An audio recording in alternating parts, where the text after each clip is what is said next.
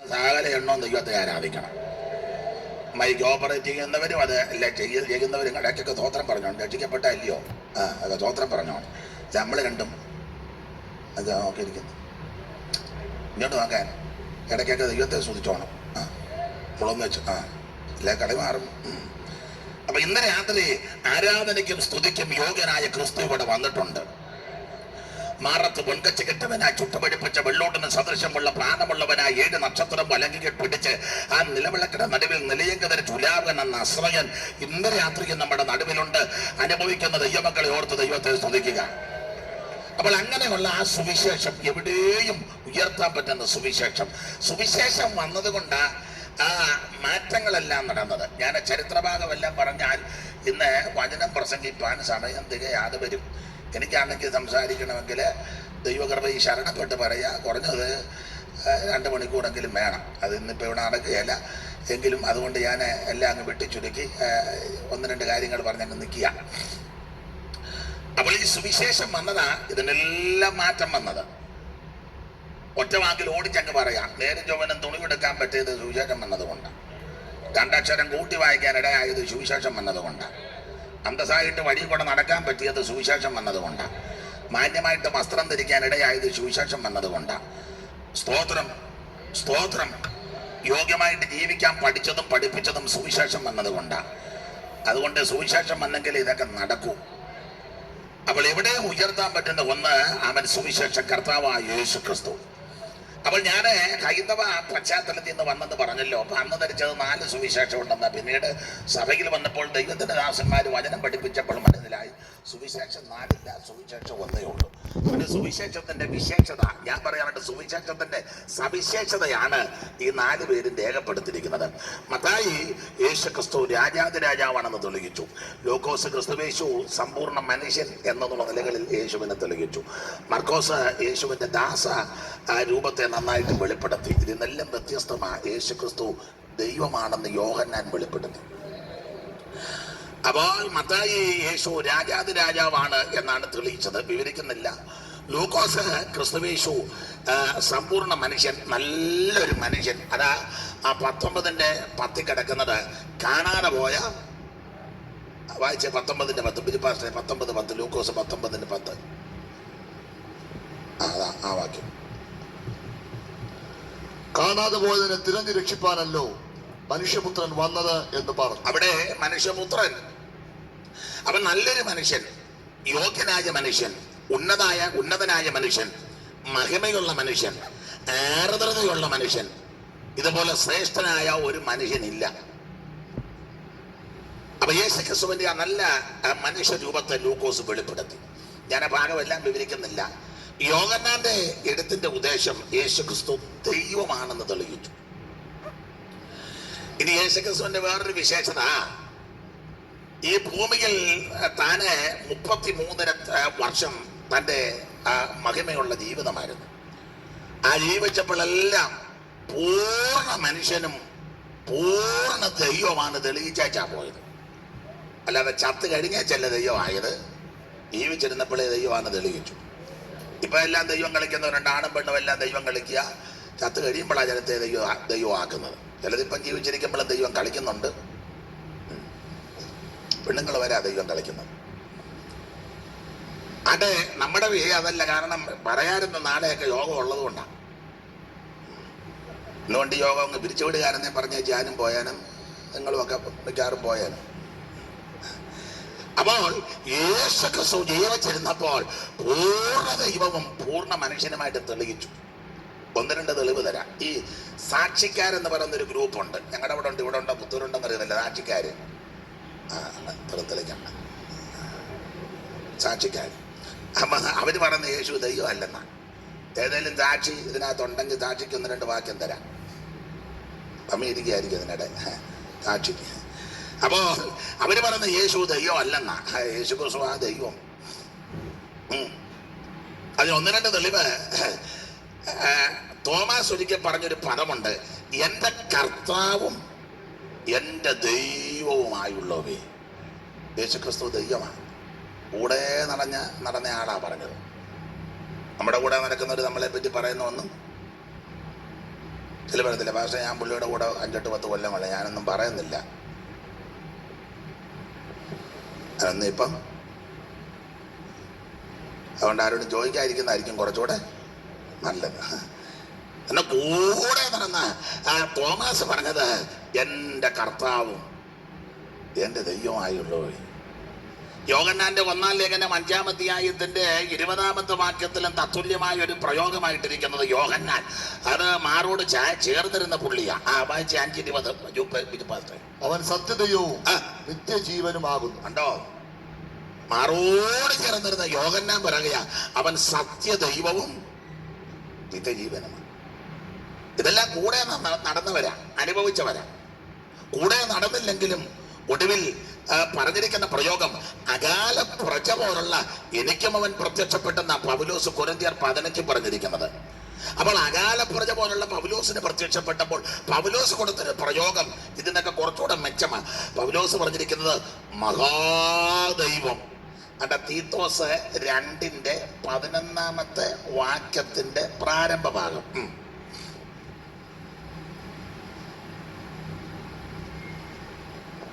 സകല മനുഷ്യർക്കും രക്ഷാകരമായ ദൈവകൃപ ഉദിച്ചുവല്ലോ. നാം ഭാഗ്യകരമായ പ്രത്യാശയ്ക്കായിട്ടും മഹാദൈവവും നമ്മുടെ രക്ഷിതാവുമായ മഹാദൈവവും നമ്മുടെ രക്ഷിതാവുമായ യേശുക്രിസ്തുവിന്റെ തേജസ്സിന്റെ പ്രത്യക്ഷതയ്ക്കായിട്ട് കാത്തും കൊണ്ട്. കണ്ടോ, അവിടെ കൊടുത്തിരിക്കുന്ന പദം മഹാദൈവമാണ് ക്രിസ്തു. ഞാനും നിങ്ങളും ആരാധിക്കുന്ന യേശു ക്രിസ്തുവാണ് നിത്യദൈവം, സത്യദൈവം, ഏകദൈവം, മഹാദൈവം, സാക്ഷാൽ ദൈവം, ജീവനുള്ള ദൈവം, ഇന്നും ജീവിക്കുന്ന ദൈവം. യേശു ക്രിസ്തു മാത്രമാ ദൈവം. ഹല്ലേലൂയ. മൈക്ക് ഇല്ല ബിജുപാസിലോട്ട് കൊടുക്കുകയാണെങ്കിൽ ബാക്കിയമായ പുള്ളി വെറുതെ ഇരിക്കുക. അപ്പം അങ്ങോട്ട് കൊടുക്കുകയാണെങ്കിൽ 2 പേരും എടുക്കുകയാണെങ്കിലും വായിച്ചു. അപ്പം ചടികടന്ന് വായിക്കുക. അപ്പം പിന്നെ ഇത് എടുത്തുകൊണ്ട് വന്ന് പിന്നെ താളം മറിച്ച് പിന്നെ ഇന്ന് വാക്യത്തിൻ്റെ അയ്യര് കളിയാണ്. അപ്പം അതുകൊണ്ട് 2 പേരും നല്ല കണക്കിട്ട് എൻ്റെ കൂടെ നിന്നോണം. 2 എനിക്ക് വേണ്ടപ്പെട്ടവരെ. അപ്പൊ ശ്രദ്ധിക്കുക, തോമസ് പറഞ്ഞിരിക്കുന്നത് എൻ്റെ കർത്താവും എൻ്റെ ദൈവമായുള്ളവേ. യോഹന്നാൻ അപ്പോസ്തലൻ പറയുക അവൻ സത്യദൈവവും നിത്യജീവനുമാണ്. സ്തോത്രം. പൗലോസ്ലീഹ പറയാ മഹാദൈവവും നമ്മുടെ രക്ഷിതാവുമായ യേശു ക്രിസ്തു. കരമുയർത്തി കർത്താവിനെന്ന് മഹത്വം കൊടുക്ക്. ഉന്നത ദൈവ നന്ദനുലകിൽ വന്നിതു കന്യാജാതനായി. ഉന്നത ദൈവ നന്ദനുലകിൽ വന്നിതു കന്യാജാതനായി. ഇന്നോളം ഒരാൾ വന്നില്ലിതുപോൽ തന്നവതാരം നിസ്തുലം. ഇന്നോളം ഒരാൾ വന്നില്ലിതുപോൽ തന്നവതാരം നിസ്തുലം. ഓ കലശതലേശം കാണുന്നില്ല മനുഷ്യനിലും മുര ചെയ്തതാൻ. കലുഷതലേശം കാണുന്നില്ല മനുഷ്യരിലെന്നുര ചെയ്തതാൻ. മരണമതിൻ വിധിയെഴുതിയ ദിവനെ പ്രതിമാത്രം ഭൂവി അത്ഭുതം. മരണമതിൻ വിധിയെഴുതിയ ദിവനെ പ്രതിമാത്രം ഭൂവി അത്ഭുതം. അതല്ല ജായ്പാനായി തലമില്ലാത്തോ ഉലകമകാന്മാർ മുൻപിലും. തല ജായ്പാനായി തലമില്ലാത്തോ ഉലകമകാന്മാർ മുൻപിലും. തല താഴ്ത്താതെ നിലതേറ്റാതെ നലമൊടു ജീവിച്ചത്ഭുതം. തല താഴ്ത്താതെ നിലതേറ്റാതെ നലമൊടു ജീവിച്ചത്ഭുതം. കുരുടർ കണ്ടു തിരുടർ വിരണ്ടു ശാന്തത പൂണ്ടു സാഗരം. കുരുടർ കണ്ടു തിരുടർ വിരണ്ടു ശാന്തത പൂണ്ടു സാഗരം. തെല്ലിര കൊണ്ടും ബഹുജനമുണ്ടും മൃദുരുയർവുണ്ടും ക്രിസ്തനാൽ. തെല്ലിര കൊണ്ടും ബഹുജനമുണ്ടും മൃദുരുയർവുണ്ടും ക്രിസ്തനാൽ. എന്തോരത്ഭുത പുരുഷൻ ക്രിസ്തു തന്റെ. എന്തോരത്ഭുത പുരുഷൻ ക്രിസ്തു തന്റെ മഹിമ. ഓ ഇത്ര മഹാനായുത്തമനാകും ഓ ഇത്ര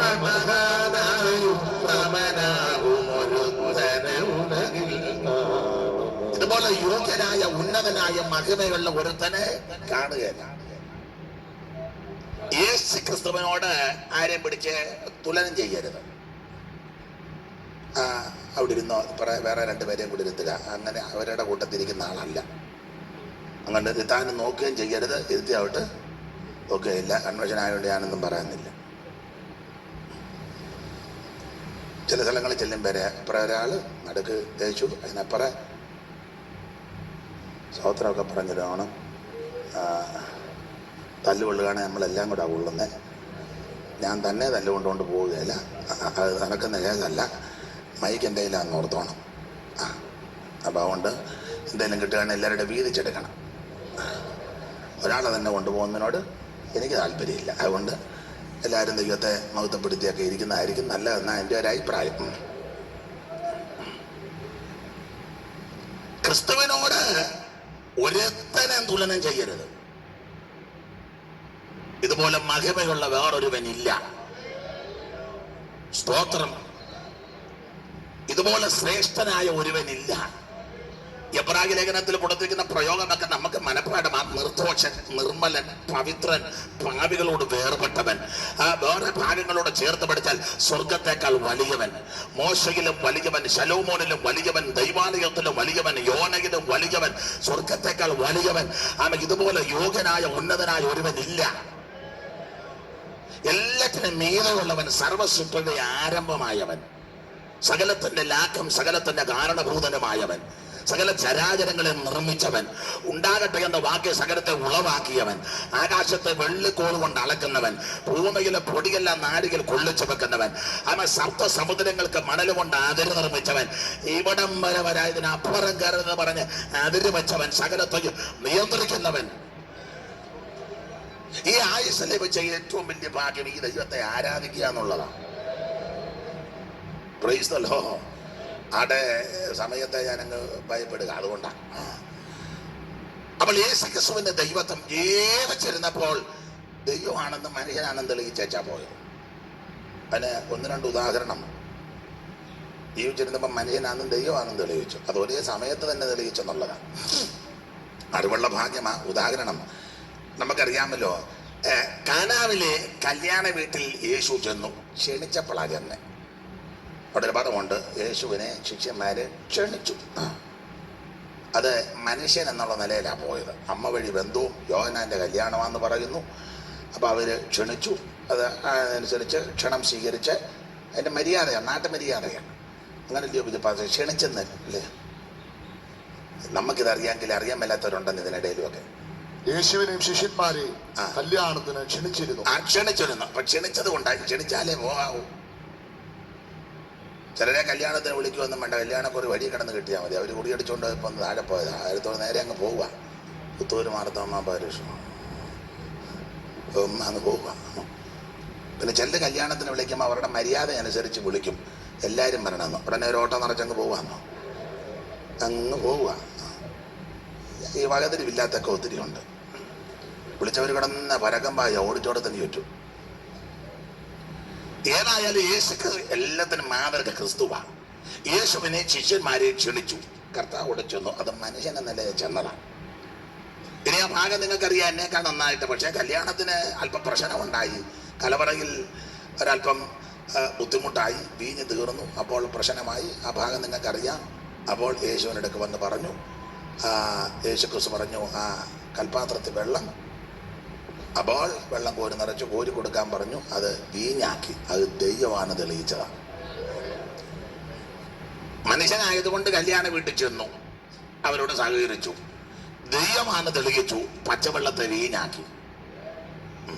കനാവിലെ കല്യാണ നാളിൽ, കനാവിലെ കല്യാണ നാളിൽ ശുദ്ധജലത്തെ വീഞ്ഞാക്കി തീർന്ന, ശുദ്ധജലത്തെ വീഞ്ഞാക്കി തീർന്ന കരുണാനിധിയെ കനിയണം ദിനവും, കരുണാനിധിയേ കനിയണം ദിനവും ദേവാ ദേവാ ത്രിലോകനാഥ ദേവാ ദേവാ ത്രിലോകനാഥ ഗാനവീലെ കല്യാണനാളിൽ ഗാനവീലെ കല്യാണനാളിൽ ശുദ്ധ ജലത്തെ വീഞ്ഞാക്കി തീർന്ന ശുദ്ധ ജലത്തെ നീയാക്കി തീർത്ത കരുണാനിധിയെ കനിയണം ദിനവും കരുണാനിധിയെ കനിയണം ദിനവും. ഇന്ന് രാത്രി ആ കരുണാനിധിയുടെ അവനെ അനുഗ്രഹിക്കുന്ന കരം ഇവിടെ വ്യാപരിക്കുന്നുണ്ട്. ഇടയ്ക്ക് കയറി ഒരു ദൂത് പറയാ, മനോഭാരത്തോടെ വേദനയോടെ വന്ന നിന്റെ വേദനയ്ക്ക് ആമനെ അറുതി വരുത്തുവാൻ കഴിവുള്ളവൻ ഇന്ന് രാത്രിയോടെ വന്നിട്ടുണ്ട്. നിന്റെ വീടിന്റെ പ്രശ്നങ്ങൾ മാറ്റുവാൻ, പരിഹാരം വരുത്തുവാൻ, പ്രശ്ന കലുഷിതമായ വിഷയങ്ങൾക്ക് തീർപ്പ് കൽപ്പിക്കുവാൻ കഴിവുള്ള നസറായൻ ഇന്ന് രാത്രി ഇവിടെ ഉണ്ട്. ഹല്ലേലൂയ. അവൾ കല്യാണത്തിന് ക്ഷണിച്ചു. അത് മനുഷ്യൻ എന്നുള്ള നിലയിൽ ചെന്നു. പ്രശ്നം വന്നപ്പോൾ പരിഹരിച്ച് വെള്ളം വീഞ്ഞാക്കി ദൈവമാണ് തെളിയിച്ചു. ആ സഹോദരി എവിടെ പോവാ? നേരത്തെ കയറി ഇരിക്കാൻ പറഞ്ഞതെല്ലാം ചൊവ്വന്. അപ്പൊ ഇങ്ങോട്ട് ശ്രദ്ധിച്ചേ, കുറച്ച് സമയം ഒളിച്ചിട്ട് നേരം കൊണ്ട് ഇരുന്നാൽ മതി, പെട്ടെന്ന് നിർത്താം. അപ്പൊ ശ്രദ്ധിക്കുക, ജീവിച്ചിരുന്നപ്പോൾ മനുഷ്യനാണെന്നും ദൈവമാണെന്നും തെളിയിക്കുക. 2, സന്ധ്യയായപ്പോൾ യേശു പറഞ്ഞു നമുക്ക് അക്കരയ്ക്കൊന്ന് പോകാം. അപ്പൊ അക്കരയ്ക്ക് പോകാന്ന് പറഞ്ഞപ്പോൾ ശിഷ്യന്മാരെല്ലാം കൂടെ വന്ന് പടക്കി കയറി അക്കരയ്ക്ക് പോവുക. അവിടെ ഭാഗം നമ്മൾ പഠിക്കുന്നത് യേശു പടകി കയറി, പക്ഷെ അമരത്ത് തലയണ വെച്ച് ഉറങ്ങി. അത് മനുഷ്യനാന്നുള്ള നിലയിൽ ഉറങ്ങിയതാണ്. അമരത്ത് തലയണ വെച്ചു, അങ്ങനെ തന്നെ എഴുതിയേക്കുന്ന അമരത്ത്. അങ്ങനെ ലോപിച്ചു പാസേ 4-ാം അധ്യായത്തിന്റെ 30. നാം അക്കരയ്ക്ക് പോകാ എന്നവൻ അവരോട് പറഞ്ഞു. അന്ന് സന്ധ്യയായപ്പോൾ നാം അക്കരയ്ക്ക് പോകാ എന്നവൻ അവരോട് പറഞ്ഞു. അവർ പുരുഷാരത്തെ വിട്ട് താൻ പടകിലിരുന്ന പാടെ അവനെ കൊണ്ടുപോയി. മറ്റ് ചെറു പടകുകളും കൂടെ ഉണ്ടായിരുന്നു. അപ്പോൾ വലിയ ചുഴലിക്കാറ്റുണ്ടായി. പടകിൽ തിര തള്ളിക്കയറുകൊണ്ട് അത് മുങ്ങുമാറായി. അവൻ അമരത്ത് തലയണ വെച്ച് അത് മനുഷ്യൻ എന്നുള്ള നിലയിൽ അമരത്ത് തലയണ വെച്ച് കിടന്നുറങ്ങിയത്. മനുഷ്യൻ നല്ല ലൂക്കോസിന്റെ ഭാഗമെടുത്ത നല്ല മനുഷ്യൻ, പൂർണ്ണ മനുഷ്യൻ അമരത്ത് തലയണ വെച്ച് കിടന്നുറങ്ങി. അതിന് ഈ അമരത്ത് തലയണ വെച്ച് കിടന്നുറങ്ങിയത്, അമരത്ത് തലയണ വെച്ചതിനെ പറ്റി ഒരു അമ്മ പറഞ്ഞത്, എല്ലാവരും ചാടി സീറ്റ് പിടിച്ച് യേശു വന്നപ്പം തലം കിട്ടിയില്ല, പിന്നെ അമരമാ കിട്ടിയത്. അമ്മ അങ്ങനെ പറഞ്ഞെങ്കിൽ ഏതാണ്ടത് സാധ്യമാകാനും ചാൻസ് ഉണ്ട്. കാരണം കസേര പിടിക്കാൻ നമ്മളെക്കാൾ മിടുക്കന്മാര്. എതിർവശത്തെ തേജോവധം ചെയ്തേച്ച അവരടുത്ത കസേര വല്ല പാനല്ലയോ, പാനല് എല്ലായിടത്തും പാനല്ല. നിങ്ങൾക്കൊന്നും അറിയാൻ മേല. അന്വേഷണമായതുകൊണ്ട് ഞാൻ അറിയാമെന്നെങ്കിലും മിണ്ടായിരിക്കുന്നതായിരിക്കും ഇപ്പം നല്ലത്. ബുദ്ധിമാൻ ഈ കാലത്ത് മിണ്ടാതിരിക്കും. അങ്ങനെ എല്ലായിടത്തും പാനലല്ലേ, പാനല. ഔറാച്ചൻ്റെ പാനല്, യാക്കോച്ചൻ്റെ പാനല്, ബേവിച്ചൻ്റെ പാനല്, തങ്കച്ചൻ്റെ പാനല്, ഫിലിപ്പച്ചൻ്റെ പാനല്, ചൗമലച്ചൻ്റെ പാനല്, PC-യുടെ പാനല്, CC-യുടെ പാനല്, എല്ലാം അങ്ങ് പാനല. ഷോ ഒന്നും വെക്കണ്ടെല്ലാം ഞാൻ മുഴുവൻ ഉത്തരവാദിത്തം ഏറ്റെടുക്കുക. ഇനിയിപ്പം നിങ്ങളൊക്കെ പറഞ്ഞാൽ അത് പ്രശ്നമാകും. നിങ്ങളാരും പറയാതിരിക്കുന്നതാണ് നല്ലത്. എൻ്റെ പരിവത്തിന് ഞാൻ പറഞ്ഞോളാം. ജോണിൻ്റെ പാനതിൽ അല്ല പാനലല്ലേ. അപ്പം കസേര പിടി നിങ്ങൾ, ഞാനെനിക്ക് ഹൃദയവേദന. ഒരു സംഘടന, ഒരു സഭയാണ്, കൂടെയുള്ള സഹോദരനെ കൂട്ട് ദൈവദാസനെ ചെളിവാരി എറിഞ്ഞാച്ചാ കയറുന്നത്. ശരിയല്ല. ഒരു പടകിലാ യാത്ര. പ്രമാണം ഒന്നാ, ആത്മാവ് ഒന്ന്, ദൈവം ഒന്ന്, സ്നാനം ഒന്ന്, വിശ്വാസം ഒന്ന്, സ്വർഗം ഒന്ന്. ചെളിവാരി എറിയരുത്. സ്തോത്രം. ഒരു സ്ഥാനത്ത് ദൈവം നിന്നെ ആക്കാൻ പദ്ധതി ഇട്ടിട്ടുണ്ടെങ്കിൽ നീ താന്നിരുന്നാൽ മതി. തക്കതമി ദൈവം ആകും. സൂത്രങ്ങളൊന്നും മെനയരുത്, തന്ത്രങ്ങളൊന്നും ഉണ്ടാക്കരുത്. നിലനിൽപ്പില്ല. ഞാൻ ആ ഭാഗം അങ്ങനെ അങ്ങ് വിടുക. ഏതായാലും യേശു തലകണ വെച്ച് അമരത്ത് ഉറങ്ങി. ഒരമ്മ പറഞ്ഞതാ, ശിഷ്യന്മാരെല്ലാം 12 പേര് ചാടിക്കയറി, യേശു വന്നപ്പോൾ ഇട കിട്ടില്ല, പിന്നെ ഉള്ള ആട്ടുന്നോർത്ത് തലകണ വെച്ച് കർത്താവ് ഇനി വേദപുസ്തകത്തിന്റെ ഭാഷയത്തിൽ പറഞ്ഞാൽ അമരത്ത് തലകണ വെച്ച് ഉറങ്ങിയത് ഈ വള്ളവും വെള്ളവുമായിട്ട് കുറച്ചുകൂടെ എനിക്ക് പരിചയമുണ്ട്, നിങ്ങൾക്കും ഉണ്ട്, കുട്ടനാടായതുകൊണ്ട്. അപ്പൊ ഈ വള്ളത്തിന്റെ കിളരമുള്ള ഭാഗമാണ് അമരം, അവിടെ നിയന്ത്രണം. അപ്പൊ യേശു അമരത്ത് തലകണ വെച്ച് കിടന്ന ഉറങ്ങാനുള്ളതിന്റെ ഒരു കാരണം, ഈ കാറ്റും കോളുമൊക്കെ ശക്തമായാൽ ആദ്യം കാറ്റ് കയറി പിടിക്കുന്ന ഭാഗം അമരമാണ്. അങ്ങനെ പിടിച്ചാൽ കാറ്റ് ശക്തമായി അമരത്ത് കയറി കാറ്റ് പിടിച്ച് ഉലുത്തിയാൽ ആദ്യം തകർന്നു പോകുന്ന സ്ഥലം അമരമാണ്. ഒരു വാക്യവും കൂടെ വായിക്കുമ്പോൾ കുറച്ചുകൂടെ തെളിയും. അപ്പോസ്തല പ്രവൃത്തി 27-ാം അധ്യായത്തിന്റെ 41-ാമത് വാക്യം.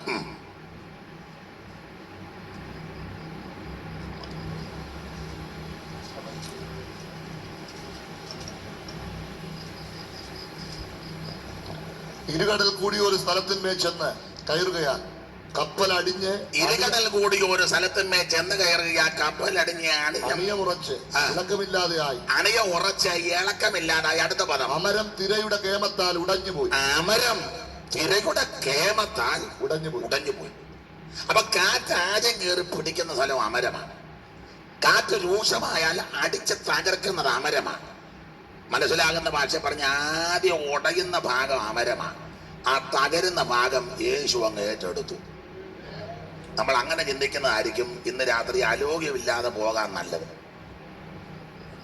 അല്ല പിന്നെ ഒരാൾ ഇഞ്ച് പക്ഷോ ഒരാൾ കുഞ്ചു പക്ഷോ. അപ്പൊ നമ്മൾ നല്ല മനസ്സോടെ അങ്ങ് പോകാം. പാനലെല്ലാം അങ്ങ് വിട്ടാൽ ഞാൻ ഇടയ്ക്ക് കയറിയെന്ന് പറഞ്ഞെന്നുള്ളൂ, അതൊന്നും ചിന്തിച്ചാരും ഇരിക്കണം. അപ്പൊ ഈ അമരം തിരകളുടെ കേമത്താൽ ഉടഞ്ഞെന്ന്. അപ്പൊ തകർന്ന് ഉടഞ്ഞു പോകാൻ സാധ്യതയുള്ള ഭാഗം അമരം, ആ ഭാഗം യേശു അങ്ങ് ഏറ്റെടുത്തു എന്ന് പറഞ്ഞ ഒരു ആത്മീക ദൂത്. തകർന്നു പോകേണ്ട ഭാഗം ഇന്ന് രാത്രി യേശു ഏറ്റെടുത്തിരിക്കുകയാണ്. ഉടച്ച് നശിപ്പിക്കുന്ന ഭാഗം ഇന്ന് രാത്രി ക്രിസ്തു ഏറ്റെടുത്തു. നീ ഇതിനകത്ത് സ്തോത്രം ചെയ്തിരുന്നാ മതി. നിന്റെ മുഴുവൻ പ്രശ്നങ്ങൾ യേശു ഏറ്റെടുത്തിരിക്കുക. മുങ്ങാതെ ഈ പടക് അങ്ങ് മറുകരയെത്തിക്കും. ലോകമാമൻ കടലിൽ ഓളങ്ങൾ അടിക്കുമ്പോൾ എങ്ങനെ നമ്മുടെ ജീവിത പടകിനെ മുങ്ങാതക്കരയെത്തിക്കും? എങ്ങനെ നമ്മുടെ ജീവിത പടകിനെ അക്കരയെത്തിക്കും? എങ്ങനെ നമ്മുടെ ജീവിത പടകിനെ മുങ്ങാതക്കരയെത്തിക്കും? അപ്പൊ ഇതിനകത്ത് സ്തോത്രം ചെയ്ത് വിശ്വസിച്ചിരുന്നാ മതി, മുങ്ങാതെ മറുകര കൊണ്ടിയല്ലോ. അപ്പോൾ ആ ഭാഗം പിടിക്കുമ്പോൾ യേശു തലകണ വെച്ച് അമരത്ത് ഉറങ്ങി. അത് മനുഷ്യൻ എന്നുള്ള നിലയിൽ ഉറങ്ങിയാണ്. സ്തോത്രം. പാട്ടെല്ലാം ഇങ്ങനെ വന്നുകൊണ്ടിരിക്കുക. ഞാൻ അങ്ങനെ പാടിയാൽ നിങ്ങൾ പറയും, ഓ മെസ്സേജ് ആയിട്ടൊന്നുമില്ലായിരുന്നു, മുഴുവൻ അങ്ങ് നിങ്ങൾ അല്ലെങ്കിലും പറയാം എന്തേലും ഒക്കെ. ഇത് തന്നെയല്ല, നോട്ട് വരുമ്പോൾ കാണുമ്പോൾ എനിക്കറിയാം. ഞാൻ പോയി കഴിയുമ്പോൾ പറയും, എന്തിനാ പുള്ളിയെ വിളിച്ചെന്ന് ചോദിക്കും. വിളവന്മാരൊക്കെ ഉണ്ടെന്ന് ഇതിനകത്ത്. പിന്നെ നല്ല വിളഞ്ഞ വിത്തുകളാണ്. പിന്നെ ഇപ്പം ഇങ്ങനെ ഗ്ലോറി കാൽവറി എന്നൊക്കെ പറഞ്ഞ് സായിബാബായിരിക്കുമ്പോഴൊക്കെ കാണിച്ചിരിക്കുക. നല്ല വിളഞ്ഞ വേന്ദ്രന്മാരാണ്. അതൊക്കെ പല ചോദ്യം വരും. നമ്പാരപ്പെട നമുക്കറിയാമല്ലോ നമ്മളെ. സ്തോത്രം. അപ്പൊ യേശു അമരത്ത് തലകണ വെച്ച് കിടന്നുറങ്ങുക. സ്തോത്രം. 12 പേരും പരമഗുരുവും വലിയൊരു പടകിൽ യാത്രാകലിലയ കടലിൽ. 12 പേരും പരമഗുരുവും വലിയൊരു പടകിൽ യാത്രാകലിലയ കടലിൽ. കർത്തനേശു അമരത്തിരുന്നു നിദ്രയിലാണ്ടു അവർ ഭദ്രത കൊണ്ടു. ആമേൻ. കർത്തനേശു അമരത്തിരുന്നു നിദ്രയിലാണ്ടു അവർ ഭദ്രത കൊണ്ടു. ശ്രദ്ധിക്കുക, അമരത്ത് തലകണ വെച്ച് ഉറങ്ങിയത് മനുഷ്യൻ എന്ന നിലയിൽ. പക്ഷെ കാറ്റ് രോഷമായി തിരമാലകൾ ഉയർന്ന് പടക ആടിയുലഞ്ഞ് മുങ്ങുമാറായി പ്രാണഭയത്തിൽ ശിഷ്യന്മാരായപ്പോൾ യേശു എഴുന്നേറ്റ് കാറ്റിനെ ശാസിച്ചു, തിരമാല അടക്കി. അത് ദൈവമാണ് തെളിയിച്ചു. അപ്പോൾ ജീവിച്ചിരുന്നപ്പോൾ ദൈവവും മനുഷ്യനുമായിട്ട് തെളിയിച്ചാ ക്രിസ്തു പോയത്. അതായത് ചത്ത് കഴിഞ്ഞപ്പം മാത്രമല്ല ദൈവമായത്. ഇന്ന് പല ദൈവങ്ങളും ചത്ത് കഴിഞ്ഞപ്പം പിന്നെ നിന്നവരെല്ലാം കൂടെ അന്ന് നമുക്ക് അപ്പച്ചനെ ദൈവം ആക്കിയേക്കാൻ അങ്ങ് പറഞ്ഞതാണ്. യേശു അങ്ങനെ പോയ ആളല്ല. ജീവിച്ചിരുന്നപ്പം ആ ജീവിച്ചിരുമ്പോ ഒത്തില്ലെന്നാ ചത്ത് കഴിയുമ്പോൾ തള്ളയെ പിടിച്ച് ദൈവം ആക്കാം, എവിടെയെങ്കിലും പിടിച്ച് തിരുത്താം.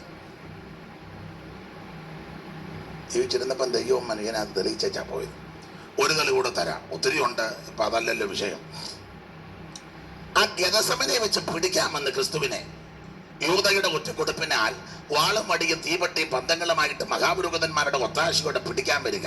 ആ പിടിക്കാൻ ഇങ്ങോട്ട് വന്നപ്പോൾ ആ കർത്താവ് അവരോട് ചോദിക്കുന്നത് ഒരു ചോദ്യമുണ്ട്: നിങ്ങൾ ആരെ തിരികെ?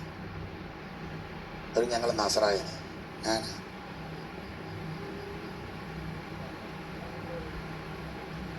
എല്ലാം ഒരുപോലെ ഇരിക്കുന്നത്. നമ്മുടെ കൺവെൻഷൻ സ്റ്റേജിലുള്ള ചെന്നാൽ എല്ലാം ഒരുപോലെയാണ് ഇരിക്കുന്നത്. ചിലത് തൂങ്ങിച്ചത്ത പോലെ ഇരിക്കുന്നത്, ചിലതിങ്ങനെ ആരെയും വിഴുങ്ങേണ്ട നോർത്ത് നോക്കിയിരിക്കുന്നു, ചിലതിങ്ങനെ ശ്വാസം മുട്ടിയിരിക്കുക. നമ്മൾ പറഞ്ഞ കനശാലിയ. ചിലത് ജയ്യും കോട്ടും കെട്ടിയിരിക്കുന്നു, ചിലത് ഇല്ല ഈ ഷർട്ടിന്റെ മേളിൽ ഇപ്പം വേറൊരു കുന്തം ഉണ്ടല്ലോ, എന്തോ ആയിരുന്നു കേട്ടറിഞ്ഞ ആര് പിള്ളേര് നടക്കും പോലെ. ഞങ്ങളൊരു കല്യാണത്തിന് ചെന്നപ്പോൾ ഒരു അപ്പച്ചൻ പറഞ്ഞ കുഞ്ഞ് ഇച്ചിരി അച്ചാറ് തരാം. തിരിഞ്ഞപ്പോൾ പാസ്റ്ററായിരുന്നു. എല്ലാം പരുവക്കേടാ. ഉദയജീയത വിശ്വാസീയത ഒന്നും ഇത് എല്ലാം ഒരുപോലെ ഇരിക്കുക. ഒരുപോലെ ആ കാര്യത്തിന് ഞാൻ ബഹുമാനിക്കുന്നത് TPM-ലെ വേലക്കാരെയാണ്. എല്ലാം കണ്ടവരെ പരുവത്തിനായിരിക്കുന്നത്. ആ കാര്യത്തിൽ ഞാൻ അവരെ അഭിനന്ദിക്കുന്നു. നന്നായിരിക്കുന്നു.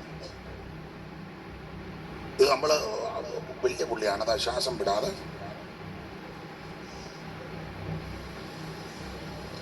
എന്നാൽ യേശു ശിഷ്യന്മാരും എല്ലാം ഒരേ ടൈപ്പാണ്. അതുകൊണ്ടാണ് തപ്പല് വരുന്നത്. അതുകൊണ്ടാണ് പറഞ്ഞത് നിങ്ങൾ ആരെയാ തിരിയുന്നത്, നിങ്ങൾ ആരെ തിരയുക? ഞങ്ങൾ നസറേനാകുന്ന യേശുവിന്. അത് ഞാനാ പിടിച്ചോ. അത് കർത്താവ് ഒരു ഡയലോഗ് പറഞ്ഞു: അയ്യോ, ഞാൻ ദിവസേന ദൈവാലയത്തിലുണ്ടായിരുന്നല്ലോ, നിങ്ങൾ എന്നെ പിടിക്കാൻ? ഞാൻ ദിവസേന കാശ്മീരിലൊന്നും വന്നില്ല കേട്ടോ. ഏതാണ്ട് ഊളന്മാര് പറയുന്ന കാശ്മീരി വന്നു, ഹിമാലയത്തിന്റെ താഴെ എങ്ങാണ്ട് വന്നു, പച്ചമരുന്ന് പറിച്ചെന്നോ. പിന്നെ യേശുവിന് എന്ത് ബന്ധപ്പാടാന്ന് പറഞ്ഞത്? യേശു കാശ്മീരിലും വന്നില്ല, കറാച്ചിയിലും വന്നില്ല, യേശു അവിടെ തന്നെ ഉണ്ടായിരുന്നു. കർത്താവ് അതല്ലേ പറഞ്ഞേ, ഞാൻ ദിവസേന ദൈവാലയത്തിലുണ്ടായിരുന്നു, നിങ്ങൾക്ക് എന്നെ പിടിക്കാൻ മേലായിരുന്നു. അതിന്റെ കാരണം പറയാം, ടൈമിലെ എല്ലാം നടക്കൂ. ദൈവം അനുവദിക്കാതെ ഒരുത്തന്നെ നിന്നെ തൊടുകയല്ല. ദൈവം അനുവദിക്കാതെ നിനക്കൊരു പോറൽ പോലും വരികയല്ല. നിന്റെ ശുശ്രൂഷ തികയ്ക്കാതെ ദൈവം നിന്നെ എടുക്കത്തില്ല. ദൈവം നമ്മെ, ദൈവദാസന്മാരെ ഒരു കാര്യം പറയാം, ദൈവം നമ്മെ ഏൽപ്പിച്ച ശുശ്രൂഷ തികയ്ക്കാതെ ഒരുത്തൻ നിന്നെ തൊടുകയല്ല. ഹല്ലേലൂയ. കണ്ണിന്റെ കൃഷ്ണമണി പോലല്ലയോ? അതാ പറഞ്ഞു, നിങ്ങൾ എൻ്റെ കയ്യിലിരിക്കുകയാണ്, എൻ്റെ കയ്യിൽ നിന്ന് പിടിച്ചു പറിക്കാൻ ഒരുത്തനും കരുത്തനാം അവൻ കരുതിനാൽ പിടിച്ചിരിക്കയാൽ ഒരുത്തനും പിടിക്കുവാൻ വിരുദ്ധമായി വരുന്നതൊന്നും ഏതുമേ ഭയന്നിട. വിരുദ്ധമായി ഏതുമേ ഭയന്നിട. ഇതെന്തു ഭാഗ്യം യേശുനാഥനോടു ചേർന്നു ഞാനിതാ. ഇതെന്തു ഭാഗ്യം യേശുനാഥനോടു ചേർന്നു ഞാനിതാ. അനാഥനല്ല ഞാൻ ഇനി അനുഗ്രഹാവകാശിയായി. അനാദി നിർണയ പ്രകാരം എന്നെയും വിളിക്കയാൽ. വിനാശമില്ലെനിക്കിനി അനാമയം വധിച്ചിട. വിനാശമിൽ എനിക്കിനി അനാമയം വധിച്ചിടാം. ഇതെന്തു യേശുനാഥനോട് ചേർന്നു ഞാനിതാ, ഇതെന്തു ഭാഗ്യം യേശുനാഥനോട് ചേർന്നു ഞാനിതാ. ഇത്ര ശ്രേഷ്ഠനാഥൻ എന്റെ മിത്രമായി ഇത്ര ശ്രേഷ്ഠ മിത്രമായി ഭവിച്ചു. ഇതെന്തു ഭാഗ്യം യേശുനാഥനോട് ചേർന്നു ഞാൻ. പ്രിയരെ, ദൈവം അനുവദിക്കാതെ ഒരുത്തരം നിന്നെ തൊടുകയല്ല. യേശു ക്രിസ്തു അതുകൊണ്ടാ പറഞ്ഞേ, ഞാൻ ദിവസേന ദൈവാലയത്തിലുണ്ടായിരുന്നു, നിങ്ങൾ എന്നെ പിടിക്കാഞ്ഞേ. നിങ്ങൾ ഭാരപ്പെട്ട ഞാൻ തന്നെ യേശു, നസറായ ഞാനാ. ഏൽപ്പിച്ചു കൊടുത്തു, മനുഷ്യൻ എന്ന നിലയിൽ അങ്ങോട്ട് ഏൽപ്പിച്ചു കൊടുത്തു. ആ ഭാഗം തന്നെ പിടിക്കുമ്പോൾ വേറൊരു പ്രയോഗമുണ്ട്. പിടിക്കാൻ വന്ന കൊടുത്തം ബോധം കെട്ട് വീണു. അത് ദൈവമാണ് തെളിയിച്ചതാണ്. എന്ന് പറഞ്ഞാൽ നീ എല്ലാവരെയും തൊടാൻ ചെല്ലും പോലെ ജീവിക്കുന്നവനെ കയറി തൊടരുത്. അവിടെ ഇവിടെ ഉപദേശമാരെ നീ തോണ്ടി, ബൈബിള് കത്തിച്ചു, ടൂലൈറ്റ് അടിച്ചൊടിച്ചു, ബൈബിളിൻ്റെ 1-2 ഭാഗം കീറിക്കളഞ്ഞു, ഉപദേശിയുടെ താടിക്കൊരു തേമ്പ് തേമ്പി, ഉപദേശി സ്തോത്രം പറഞ്ഞു പോയി. അങ്ങനെ എല്ലാവരും കയറി നീ തോണ്ടരുത്. ഇപ്പൊ പിന്നെ ആരാണ്ടൊക്കെ തിരിച്ചടിക്കുന്നതൊക്കെ കേൾക്കുന്നു. പിന്നെ മേല് നോക്കുമ്പോ പിന്നെ തല്ലിയല്ലേ.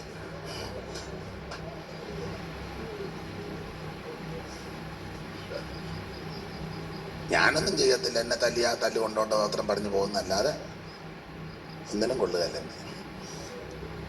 പക്ഷേ എല്ലാരെയും തൊടുമ്പോൾ നീ പ്രാർത്ഥിക്കുന്നവനെ കയറി തൊടരുത്.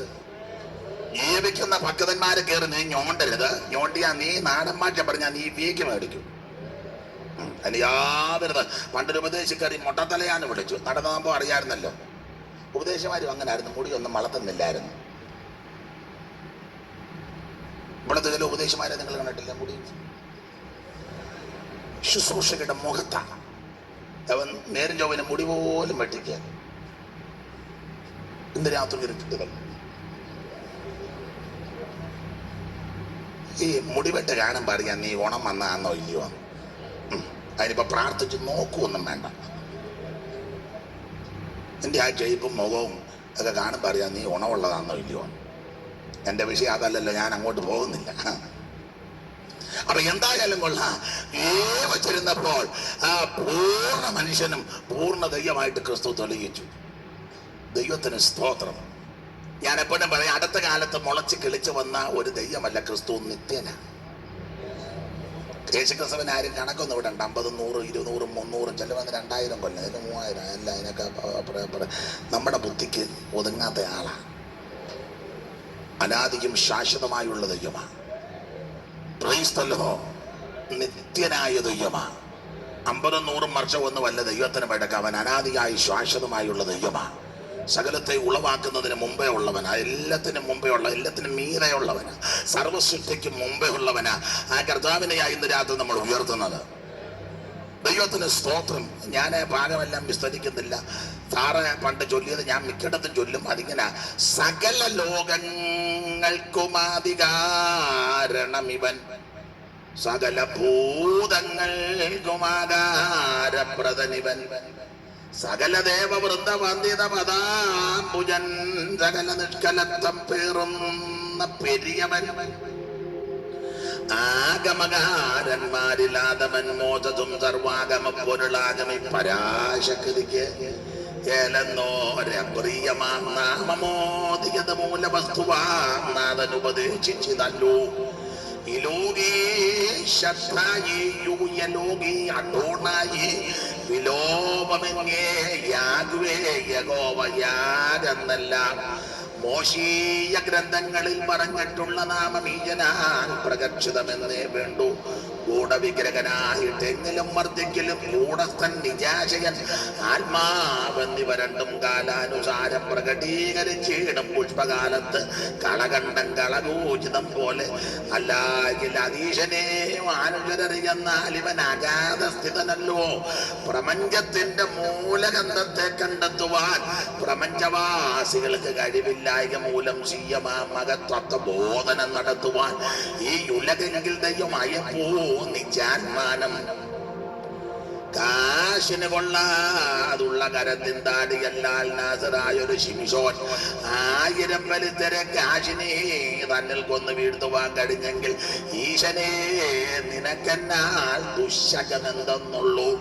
സപ്തവർണ്ണങ്ങളുടെ മിശ്രണമായുള്ള ഒരു സപ്തസപ്തിയ കിരണങ്ങളാൽ കാർമേകവും ചിത്രവർണ്ണോജ്വലമാം ചാപമായി തീരുമെങ്കിൽ ഉത്തമാ നിൻ ദീപ്തിയാലൻ ബുദ്ധി ശോഭിക്കില്ലേ. നമസ്തേ ദേവദേവ നമസ്തേ വിശ്വവന്ദ്യ നമസ്തേ ദേവദേവ നമസ്തേ പാരായണ നമസ്തേ നദജനപാലന പാരായണ. മോശയിൽ നാവന നീ പ്രവർത്തി ക്ഷമമാക്കി സ്വാശയം കഴുതയെ കൊണ്ട് നീ പറയിച്ചു. ദാശരെ പ്രഭാഷണ പടുക്കളാക്കി തീർത്തു. മോശമായി ഒന്നുമില്ല നിന്നോട് കരം ചേർന്നാൽ. ആരോട് പറയാൻ? പിന്നെ വെളിയിൽ നിൽക്കുന്ന ആൾക്കാർക്ക് ഞാൻ ചൊല്ലിയതൊക്കെ മനസ്സിലാകും. ദൈവത്തിന് സ്തോത്രം. സകല ലോകങ്ങൾക്ക് വാദി കാരണം അവൻ. ഉളവായതൊന്നും അവനെ കൂടാതെ ഉളവായതല്ല. സകലതും അവൻ ഉളവാക്കി, അവനായിട്ടും ഉളവാക്കി. ഞാൻ പിന്നെയും പറയാം, ഈ ആയുസ്സിൽ വെച്ച് ഏറ്റവും വലിയ ഭാഗ്യം യേശുവിനെ രക്ഷിതാവായി സ്വീകരിച്ച് ആരാധിക്കുന്നത്. അതിനപ്പുറം ഒരു ഭാഗ്യവുമില്ല. എവിടെ പോവാ? എവിടെ പോവാ? ഓ ഉമ്മ അങ്ങ് ആളെ കളിക്കുക.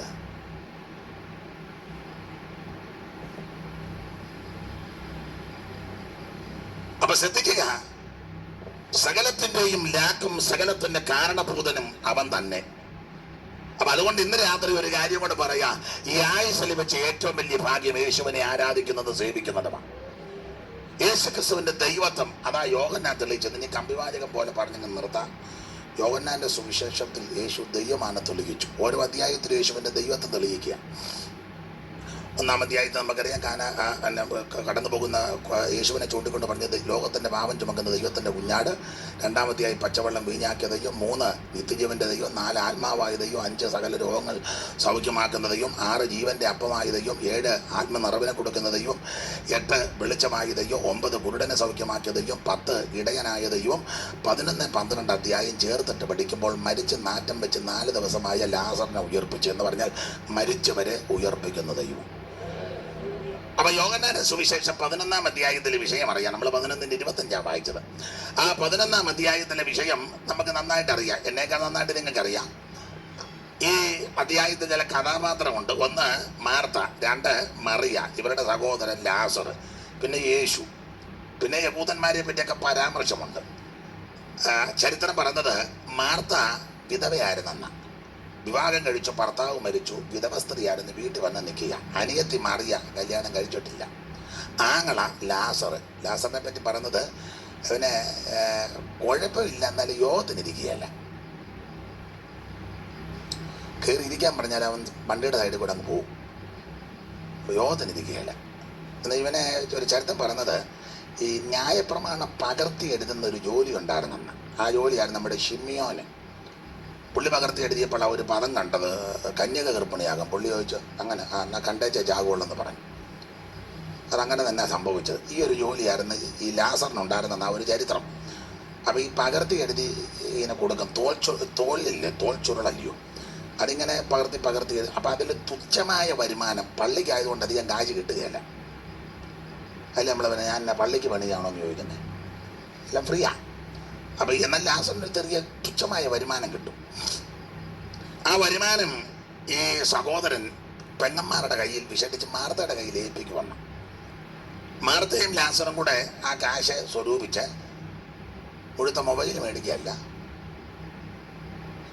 വീഗാലാൻഡിൽ പോവല്ല, ബാക്കിയാന്നിപ്പോൾ ഒന്നും പറയാനില്ല.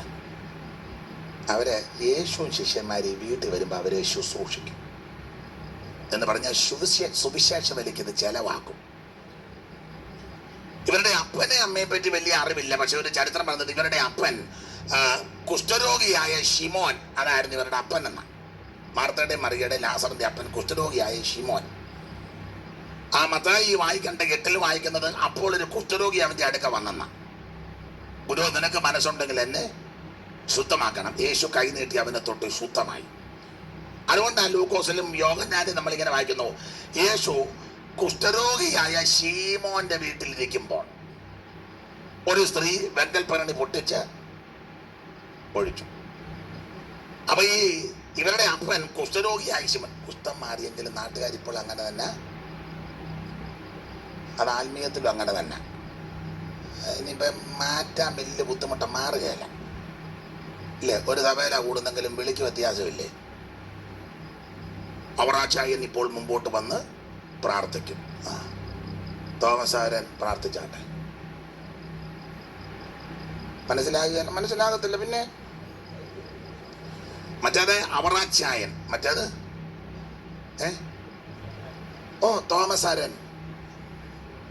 തോമസാരൻ സഹോദരൻ. മനസ്സിലാകുകയല്ല. വീട്ടിൽ പോകുമ്പോൾ മനസ്സിലാക്കിയോളൂ. ഇല്ല, പെമ്പള പറഞ്ഞു തരും വണ്ടിക്കകത്ത് കയറുമ്പോൾ. അയാളെ മറ്റേതാ ഉദ്ദേശിച്ച് പറഞ്ഞെന്ന് പറയും.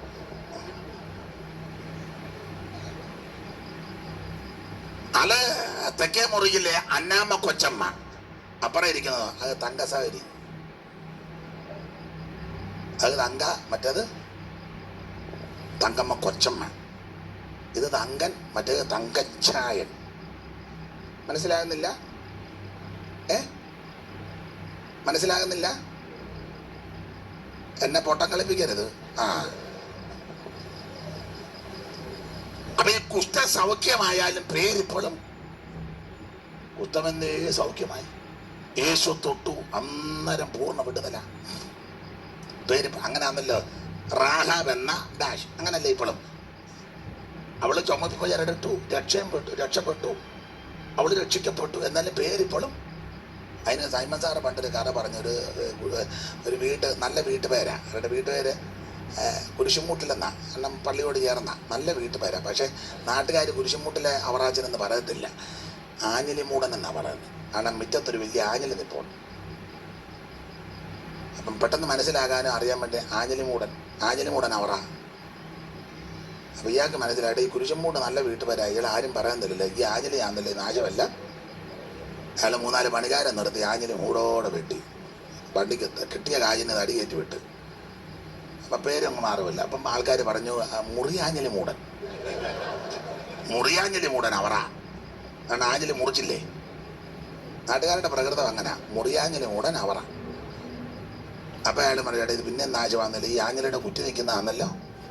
അയാൾ വീണ്ടും 5-6 പണിക്കാരെ അത് വേരോടെ തായ്വേര് വരെ വിടുതെടുത്ത് നിങ്ങൾ വെറുതെ കൊണ്ടുപോയിക്കോളാൻ പറഞ്ഞു. അപ്പം നാട്ടുകാരിട്ട് കുഴിയാഞ്ഞിലി മൂടൻ അവറ. എനിക്ക് പറഞ്ഞ ആഞ്ഞിലി ആയുസിൽ ഇനി മാറുകയല്ല എന്ന് പറഞ്ഞ പോലെ കുഷ്ഠരോഗിയായ ശിമോൻ. അത് നമ്മുടെ വിഷയത്തിൽ വരണം. അപ്പൊ ഈ വീട്ടിലെ കുഷ്ഠരോഗിയായ ശിമോന്റെ വീട്, മാർത്ത, മറിയ, ലാസർ, 3 പേര്. യേശു സ്നേഹിച്ച നല്ലൊരു ഭവനം. യേശുവിന് പ്രിയരായിരുന്നു ഇവരല്ല. കർത്താവ് ഈ വീട്ടിൽ കൂടെ വരും, വിശ്രമിക്കും, സഹോദരിമാരെ ശുശ്രൂഷിക്കും. മറിയ തൃപ്പാദപീഠത്തിലിരിക്കും. മാർത്ത അടുക്കളയിൽ. അങ്ങനെയുള്ള ശുശ്രൂഷകൾ, അത് ശുശ്രൂഷയാണ്. ഇവിടെ ഇരിക്കുന്ന എല്ലാവർക്കും ശുശ്രൂഷയുണ്ട്. ദൈവദാസന്മാർക്കും ദൈവകുഞ്ഞുങ്ങൾക്കും ഭക്ഷണം ഉണ്ടാക്കുന്ന ഒരു വലിയ ശുശ്രൂഷയാണ് അല്ലേ. ഒരല്പം തെറ്റിയാൽ പോരെ ശുശ്രൂഷ മുഴുവൻ. പാസ് വന്നപ്പോൾ ഒരു കാപ്പി ഇട്ട്, കാപ്പി പൊടിക്ക് പകരം വേറെ ഇട്ടെങ്കിൽ ശുശ്രൂഷ ശരിയാകുമോ? അപ്പോൾ ഒരു കട്ടൻ കാപ്പി ഇടുന്നത് നല്ല ശുശ്രൂഷയാണ്. പായിടുന്നത് ഒരു ശുശ്രൂഷയാണ്. വാക്യം വായിച്ചു കൊടുക്കുന്ന വലിയ ശുശ്രൂഷയാണ്. എടുത്ത് പാടുന്നത് വലിയ ശുശ്രൂഷയാണ്. ഇടയ്ക്ക് സ്തോത്രം ചെയ്യുന്നത് വലിയ ശുശ്രൂഷയാണ്. ഇവിടെ ഇരിക്കുന്ന എല്ലാവർക്കും ദൈവ ശുശ്രൂഷ തന്നിട്ടുണ്ട്. അതുകൊണ്ട് ആരും ചെറിയവരല്ല, എല്ലാവരും കർത്താവിൽ വലിയവരാ. അപ്പൊ നേരത്തെ അടുക്കളയിൽ ശുശ്രൂഷ, മറിയ തൃപ്പാദപീഠത്തിലിരിക്കുന്നു, ലാസർ ജോലി ചെയ്ത് കിട്ടുന്ന വരുമാനം കൊണ്ട് കൊടുക്കുന്നത്. എന്തിനേറെ യേശു സ്നേഹിച്ചൊരു ഭവനം. ഇനി ഞാൻ കമ്പിവാചകം പോലെ പറയുക, എന്തിനേറെ ലാസറിന് ദീനമായി, യേശുവിനെ അറിയിച്ചു പോയില്ല. ദീനം കഠിനപ്പെട്ടു, യേശു പോയില്ല. ലാസർ മരിച്ചു, യേശു പോയില്ല. വിവരിക്കുന്നില്ല. 2-3 ദിവസം കഴിഞ്ഞപ്പോൾ യേശു ശിഷ്യന്മാരോട് പറഞ്ഞു, നമുക്ക് ബഥാന്യ വരുമെന്ന് പോകാം. അപ്പൊ തോമാസ് പറഞ്ഞു, നമുക്കും അവൻ്റെ കൂടെ പോയി ചാകാം.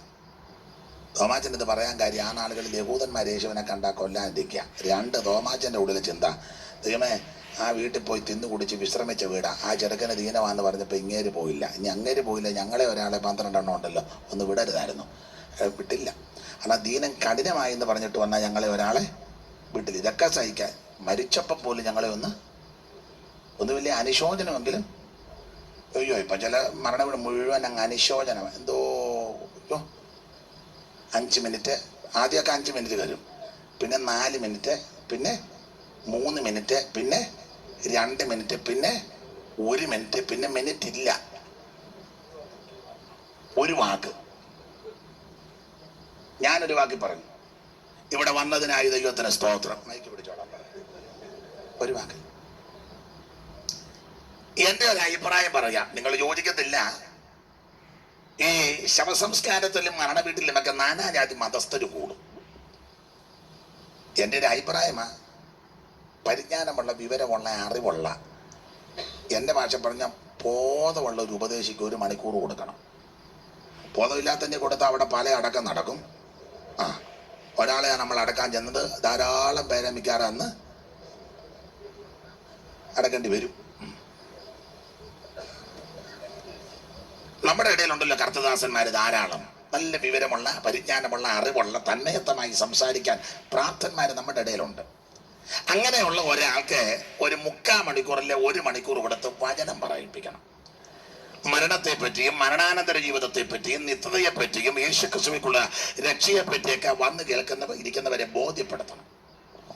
എന്തോ നല്ലതാ ഇതങ്ങനെ ഇല്ല മിക്കടുത്ത്. അങ്ങ് എന്തോ ദുരിതമാണെന്നറിയാമോ? അവിടെ ഞാൻ വിവരിക്കുന്നില്ല. അപ്പൊ ഈ തോമാസ് പറഞ്ഞു മരിച്ചിട്ട് പോലും നമ്മളെ വിട്ടില്ല. ഇപ്പൊ 4 ദിവസമായപ്പോ അങ്ങോട്ട് പമ്പിച്ചില്ല, സൂക്ഷിച്ച് അവര് തല്ലിക്കൊല്ലും. അതാ തോമാച്ചൻ പറഞ്ഞത്, നമുക്ക് അവന്റെ കൂടെ പോയി. എന്തായാലും കൊള്ള, യേശു ശിഷ്യന്മാരും ബഥാനിയിൽ വന്നു. ആരോ പറഞ്ഞു ഗുരു വന്നിട്ടുണ്ട്. മാർത്ത ഓടി വന്ന് ഗുരുവിനോട് സംസാരിച്ചു, ഗുരു നീ ഇവിടെ ഉണ്ടായിരുന്നെങ്കിൽ എൻ്റെ സഹോദരൻ മരിക്കത്തില്ല. അപ്പൊ കർത്താവ് പറഞ്ഞു, മാർത്തെ അവൻ ഉയർത്തെഴുന്നേൽക്കും. ഉടനെ മറിയ യേശുവിന് ബൈബിൾ ക്ലാസ് എടുത്തു. അതൊക്കെ എനിക്കറിയാമെന്ന് പറഞ്ഞു. ഒടുക്കത്തെ കാരണം കുറച്ച് നാൾ ബൈബിൾ ക്ലാസ് കേട്ടതാ. കർത്താവിന് ക്ലാസ് എടുക്കുന്ന ആൾക്കാരുണ്ട്. നിനക്കറിയത്തില്ലയോ കർത്താവ് ഈ മത്തായി 12:14 ഇങ്ങനെ പറഞ്ഞിട്ടില്ലയോ? കാരണം പുള്ളി ഇതെല്ലാം മറന്നിപ്പം. യേശുക്രിസ്തുവിനെ പഠിപ്പിക്കുന്ന ആൾക്കാരുണ്ട്. മാർത്ത തിരിച്ചടി പറഞ്ഞു, അതൊക്കെ എനിക്കറിയാം, ഒടുക്കത്തെ പുനരുത്ഥാനത്ത് എൻ്റെ ആങ്ങള. അപ്പൊ യേശു പറഞ്ഞ് തിരുവായി മുടിഞ്ഞതാണ് നമ്മുടെ കുറുവാക്യം. ഇനി ബിജു പാസ്റ്റർ വായിച്ചാൽ ഞാൻ പ്രസംഗത്തിലോട്ട് വരുവാ. യേശു മാർത്തയോട്, അവളോട്, ഞാൻ തന്നെ പുനരുത്ഥാനവും ജീവനും ആകുന്നു, എന്നിൽ വിശ്വസിക്കുന്നവൻ മരിച്ചാലും ജീവിക്കും. അപ്പോൾ മാർത്തയോട് യേശുക്രിസ്തു പറയുകയാ, ഞാൻ തന്നെ പുനരുത്ഥാനവും ജീവനുമാകുന്നു, എന്നിൽ വിശ്വസിക്കുന്നവൻ മരിച്ചാലും ജീവിക്കും. ഇന്ന് കൺവെൻഷൻ അല്പം മുൻപോട്ട് ഒരല്പം പോകും. നാളെ കൃത്യത്തിന് നിർത്തും. ഇന്ന് ആരംഭ ദിവസമല്ലേ, അത്യാവശ്യം പോകേണ്ടവര് ആരെയും കൂട്ടുപിടിക്കാതെ ഇറങ്ങി അങ്ങ് പൊക്കോണം. ഇവിടെ നിന്ന് കറങ്ങുമൊന്നും ചെയ്യരുത്. അധിക സമയം എടുക്കുകയല്ല, ഇന്നത്തേക്ക്. എന്നിൽ വിശ്വസിക്കുന്നവൻ മരിച്ചാലും ജീവിക്കും. ഇന്ന് രാത്രി ഞാൻ ഓർപ്പിച്ചല്ലോ, ജീവിച്ചിരിക്കാൻ എന്തൊക്കെ ചെയ്യണമെന്ന്. അതെന്നാ? മരിക്കാൻ പേടിയാ. എല്ലാവർക്കും മരിക്കാൻ പേടിയാ. അതുകൊണ്ടാ മരിക്കാതിരിക്കാൻ എന്തൊക്കെ ചെയ്യണം. നമ്മള് പണ്ട് ഒരു പാട്ട് കേട്ടിട്ടുണ്ട്, പാർട്ടിക്കാരുടെ ആണെന്ന് തോന്നുന്നു, ഞാൻ കേട്ടിട്ടുണ്ട്. വരികളൊന്നും എനിക്കറിയത്തില്ല. വരി ഇങ്ങനെ, മരിക്കാൻ ഞങ്ങൾക്ക് മനസ്സില്ല. പിന്നെ അത്ര കേട്ടോളൂ. മരിക്കാൻ ഞങ്ങൾക്ക് മനസ്സില്ല. അതുകൊണ്ട് പറഞ്ഞേച്ചു, പിന്നെ പമ്പൊന്നുമില്ല. ഒരു പഴയ പാട്ടാ, മരിക്കാൻ ഞങ്ങൾക്ക് മനസ്സില്ല. അതാ, മരിക്കാൻ മനസ്സില്ല എന്ന് പറഞ്ഞ പുള്ളിയും മരിച്ചു, അത് ഏറ്റുപാടിയവരും മരിച്ചു. അതുകൊണ്ട് ഇന്ന് രാത്രി മരിക്കാതിരിക്കാൻ എന്ത് ചെയ്യണം? അതാണ് നമ്മുടെ വിഷയം. 1-2 കാര്യം പറയാം. എന്നിൽ വിശ്വസിക്കുന്നവൻ മരിച്ചാലും ജീവിക്കും, മരിക്കാതിരിക്കാൻ എന്തോ ചെയ്യണം? കമ്പിവാചകം പോലെ നമുക്ക് ചില കാര്യങ്ങൾ ചിന്തിക്കാം. വായിച്ചേ, വിശദാംശങ്ങളിലേക്ക് പോകുന്നില്ല. ഉൽപ്പത്തി പുസ്തകം 42-ാം അധ്യായത്തിന്റെ 2-ാം വാക്യം, മരിക്കാതിരിക്കാൻ എന്തോ ചെയ്യണം. ഉൽപ്പത്തി 42:2 വേഗത്തിൽ.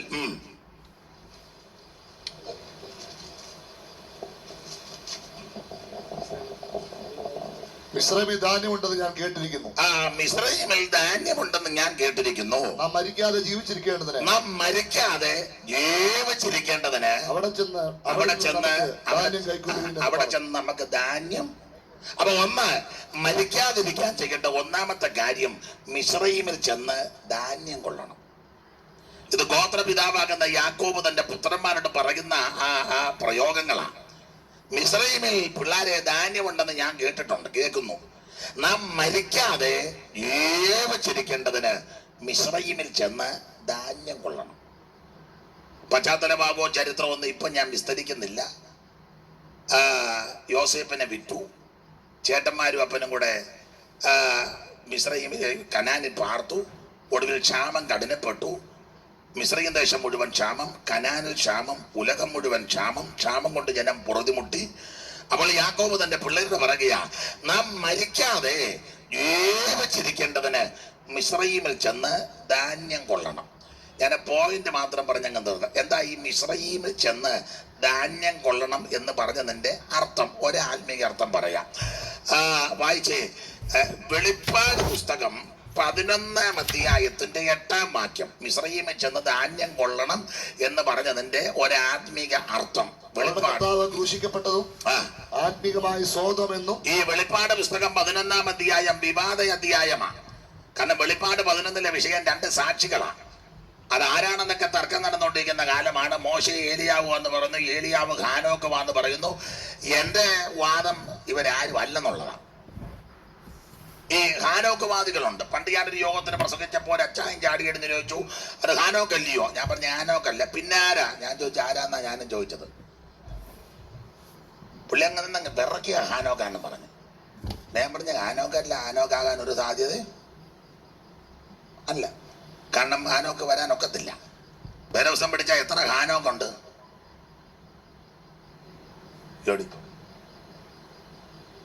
വേദപുസ്തകത്തിൽ എത്ര ഹാനോക്കിനെ പറ്റി പറയുന്നുണ്ടെന്ന്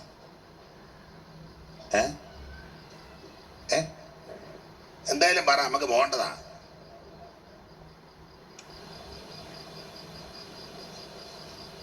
എനിക്കറിയാവോ എന്ന് പരീക്ഷിക്കാം. വേദപുസ്തകം പഠിച്ചാൽ എത്ര ഹാനോക്ക് ഉണ്ടെന്ന്. ഹാനോക്ക്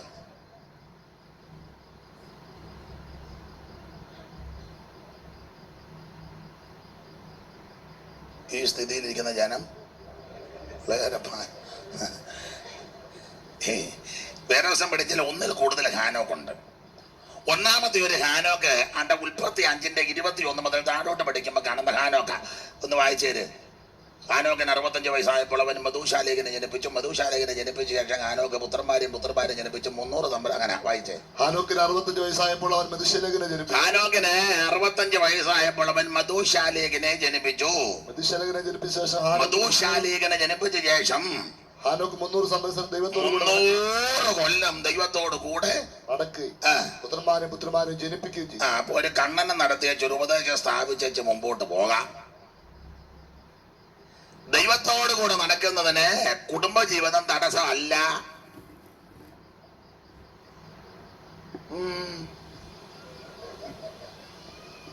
300 കൊല്ലമാ ദൈവത്തോട് കൂടെ നടന്നത്. പുത്രന്മാരെയും പുത്രിമാരെയും ജനിപ്പിച്ചു. കുടുംബജീവിതം ദൈവത്തോട് കൂടെ നടക്കുന്നതിന് തടസ്സമൊന്നുമല്ല. ഇവിടെ കൊണ്ട് തെളിയുക. തടസ്സമല്ല, എടുക്കപ്പെടുന്നതിനും തടസ്സമല്ല. പോട്ടെ, പറയുന്നില്ല. അപ്പൊ ഈ 300 കൊല്ലം ദൈവത്തോട് കൂടെ നടന്ന് പുത്രന്മാരെ ജനിപ്പിച്ചു. അടുത്തത് ഹാനോക്കിന്റെ ആയുഷ്കാലം 365 സംവത്സരമായിരുന്നു. ഹാനോക്ക് ദൈവത്തോട് കൂടെ നടന്നു. ദൈവം അവനെ എടുത്തുകൊണ്ടതിനാൽ. അപ്പൊ ഇതൊരു ഹാനോക്ക്. ഇത് തലമുറകൾ ചെന്നപ്പോൾ 7-ാമൻ ഹാനോക്ക് എന്നാ. കാരണം യൂദാ 14 അങ്ങനെയാ വായിക്കുന്നത്. യൂദാ 14 എടുത്ത് ചടികടാന്ന് വായിച്ചോ. ആ മൈക്ക് അങ്ങോട്ട് കൊടുക്കുന്നത്. എന്നിട്ട് നമ്മൾ വായിക്കുന്നത് സമയമില്ല. ചടികടാന്ന് യൂദാ 14 അണ്ട വലത്ത് വശത്ത് മേളില്. ആദാം മുതൽ 7-ാമനായ ഹാനോക്കും. ആദാം മുതൽ 7-ാമനായ ഹാനോക്ക്. അതിനാ 7-ാമൻ ഹാനോക്ക് എന്ന് പറഞ്ഞേക്കുന്നത്. 7-ാമൻ ഹാനോക്ക് അങ്ങനെ പറയാൻ കാര്യം ജോൺ പോൾ 2-ാമൻ മാർപ്പാപ്പ. അതിനെ അങ്ങനെ പറഞ്ഞേ. 1-ാമൻ ഉണ്ട്. അപ്പൊ ഏഴാമൻ ഹാനോക്ക് എന്ന് പറഞ്ഞാൽ എൻ്റെ അഭിപ്രായത്തിൽ വചനത്തെ കൂട്ടുപിടിച്ച് പറഞ്ഞാൽ ഏഴാമൻ ഹാനോക്ക് എന്ന് പറയാൻ കാരണം അതിന് മുമ്പും ഹാനോക്കുണ്ട്, അതിന് പിമ്പും ഹാനോക്കുണ്ട്. അതെവിടാന്നായിരിക്കും അത് തെളിയിക്കാം. അത് തെളിയിക്കാതെ ഇവിടുന്ന് പോകാൻ നോക്കുകയല്ലോ. ഏഴാമൻ ഹാനോക്ക് എന്ന് പറയാൻ കാര്യം അതിന് മുമ്പ് ഹാനോക്കുണ്ട്, അതിന് പിമ്പും ഹാനോക്കുണ്ട്. മുമ്പിലത്തെ ഹാനോക്ക് ഒരു മൂന്നാമൻ ഹാനോക്ക് കിടപ്പുണ്ട്. വായിച്ച ഉൽപ്പത്തി 4:16. ഉൽപ്പത്തി 4:16. അങ്ങനെ കായിൻ യഹോവയുടെ സന്നിധി വിട്ടു പുറപ്പെട്ട് അതിന് കിടക്കെ നോരദേശത്ത് എന്ന് പാർത്ത് കയ്യൻ തന്റെ ഭാര്യയെ പരിഗ്രഹിച്ച് അവൾ ഗർഭം ധരിച്ച് ഹാനോക്കിനെ പ്രസവിച്ചു. അത് മൂന്നാമൻ. അപ്പൊ ഇത് മൂന്നാമൻ ഹാനോക്ക് ഗുണം വന്നവനല്ല, കയ്യിൻ്റെതാ. കയ്യൻ യോഹന്നാന്റെ 1-ാം ലേഖനം 3:12 വായിക്കുന്നത് കയ്യൻ ദുഷ്ടനിൽ നിന്ന് ഉള്ളവൻ. അപ്പൊ ഇത് ഗുണം വന്നവനല്ല, കുലപാതകനാ, സഹോദരനെ തല്ലിക്കൊന്നവനാ. അവന്റെ സന്തതിയായത്. 10 ഗുണം 10 ഗുണം. ഞങ്ങളുടെ നാട്ടിലും പല നാട്ടിലൊരു ചൊല്ലുണ്ട്, പഴഞ്ചൊല്ല്, മലയാളക്കരയെ കണ്ണന്റെ മൂട്ടി കാളി ഉണ്ടാകുകയല്ല. അപ്പൊ കയ്യനെ ജനിച്ചത് ഈ ഹാനോക്ക് മൂന്നാമൻ, അവൻ ഗുണം വന്നവനല്ല. അപ്പൊ ഇത് ഗുണം പിടിക്കാത്തൊരു സന്തതി. അപ്പൊ ആദാമ്, കയ്യന്, ഹാനോക്ക്. ഹാനോക്കിനൊരു മകനുണ്ട് ഈരാദ്. വായിച്ചേ. ഹാനോക്ക് തന്റെ മകന് പേരിട്ടു. ഹാനോക്കിന് ഈരാദ് ജനിച്ചു. അവനൊരു പട്ടണം പണിതു. ആ പട്ടണത്തിന്റെ മകന്റെ പേരിട്ട് ഹാനോക്ക് പട്ടണം. അവനൊരു മകനുണ്ട് ഈരാദ്. ഈരാദിന്റെ മകൻ ഈരാദ് മെഹൂയേലിനെ ജനിപ്പിച്ചു.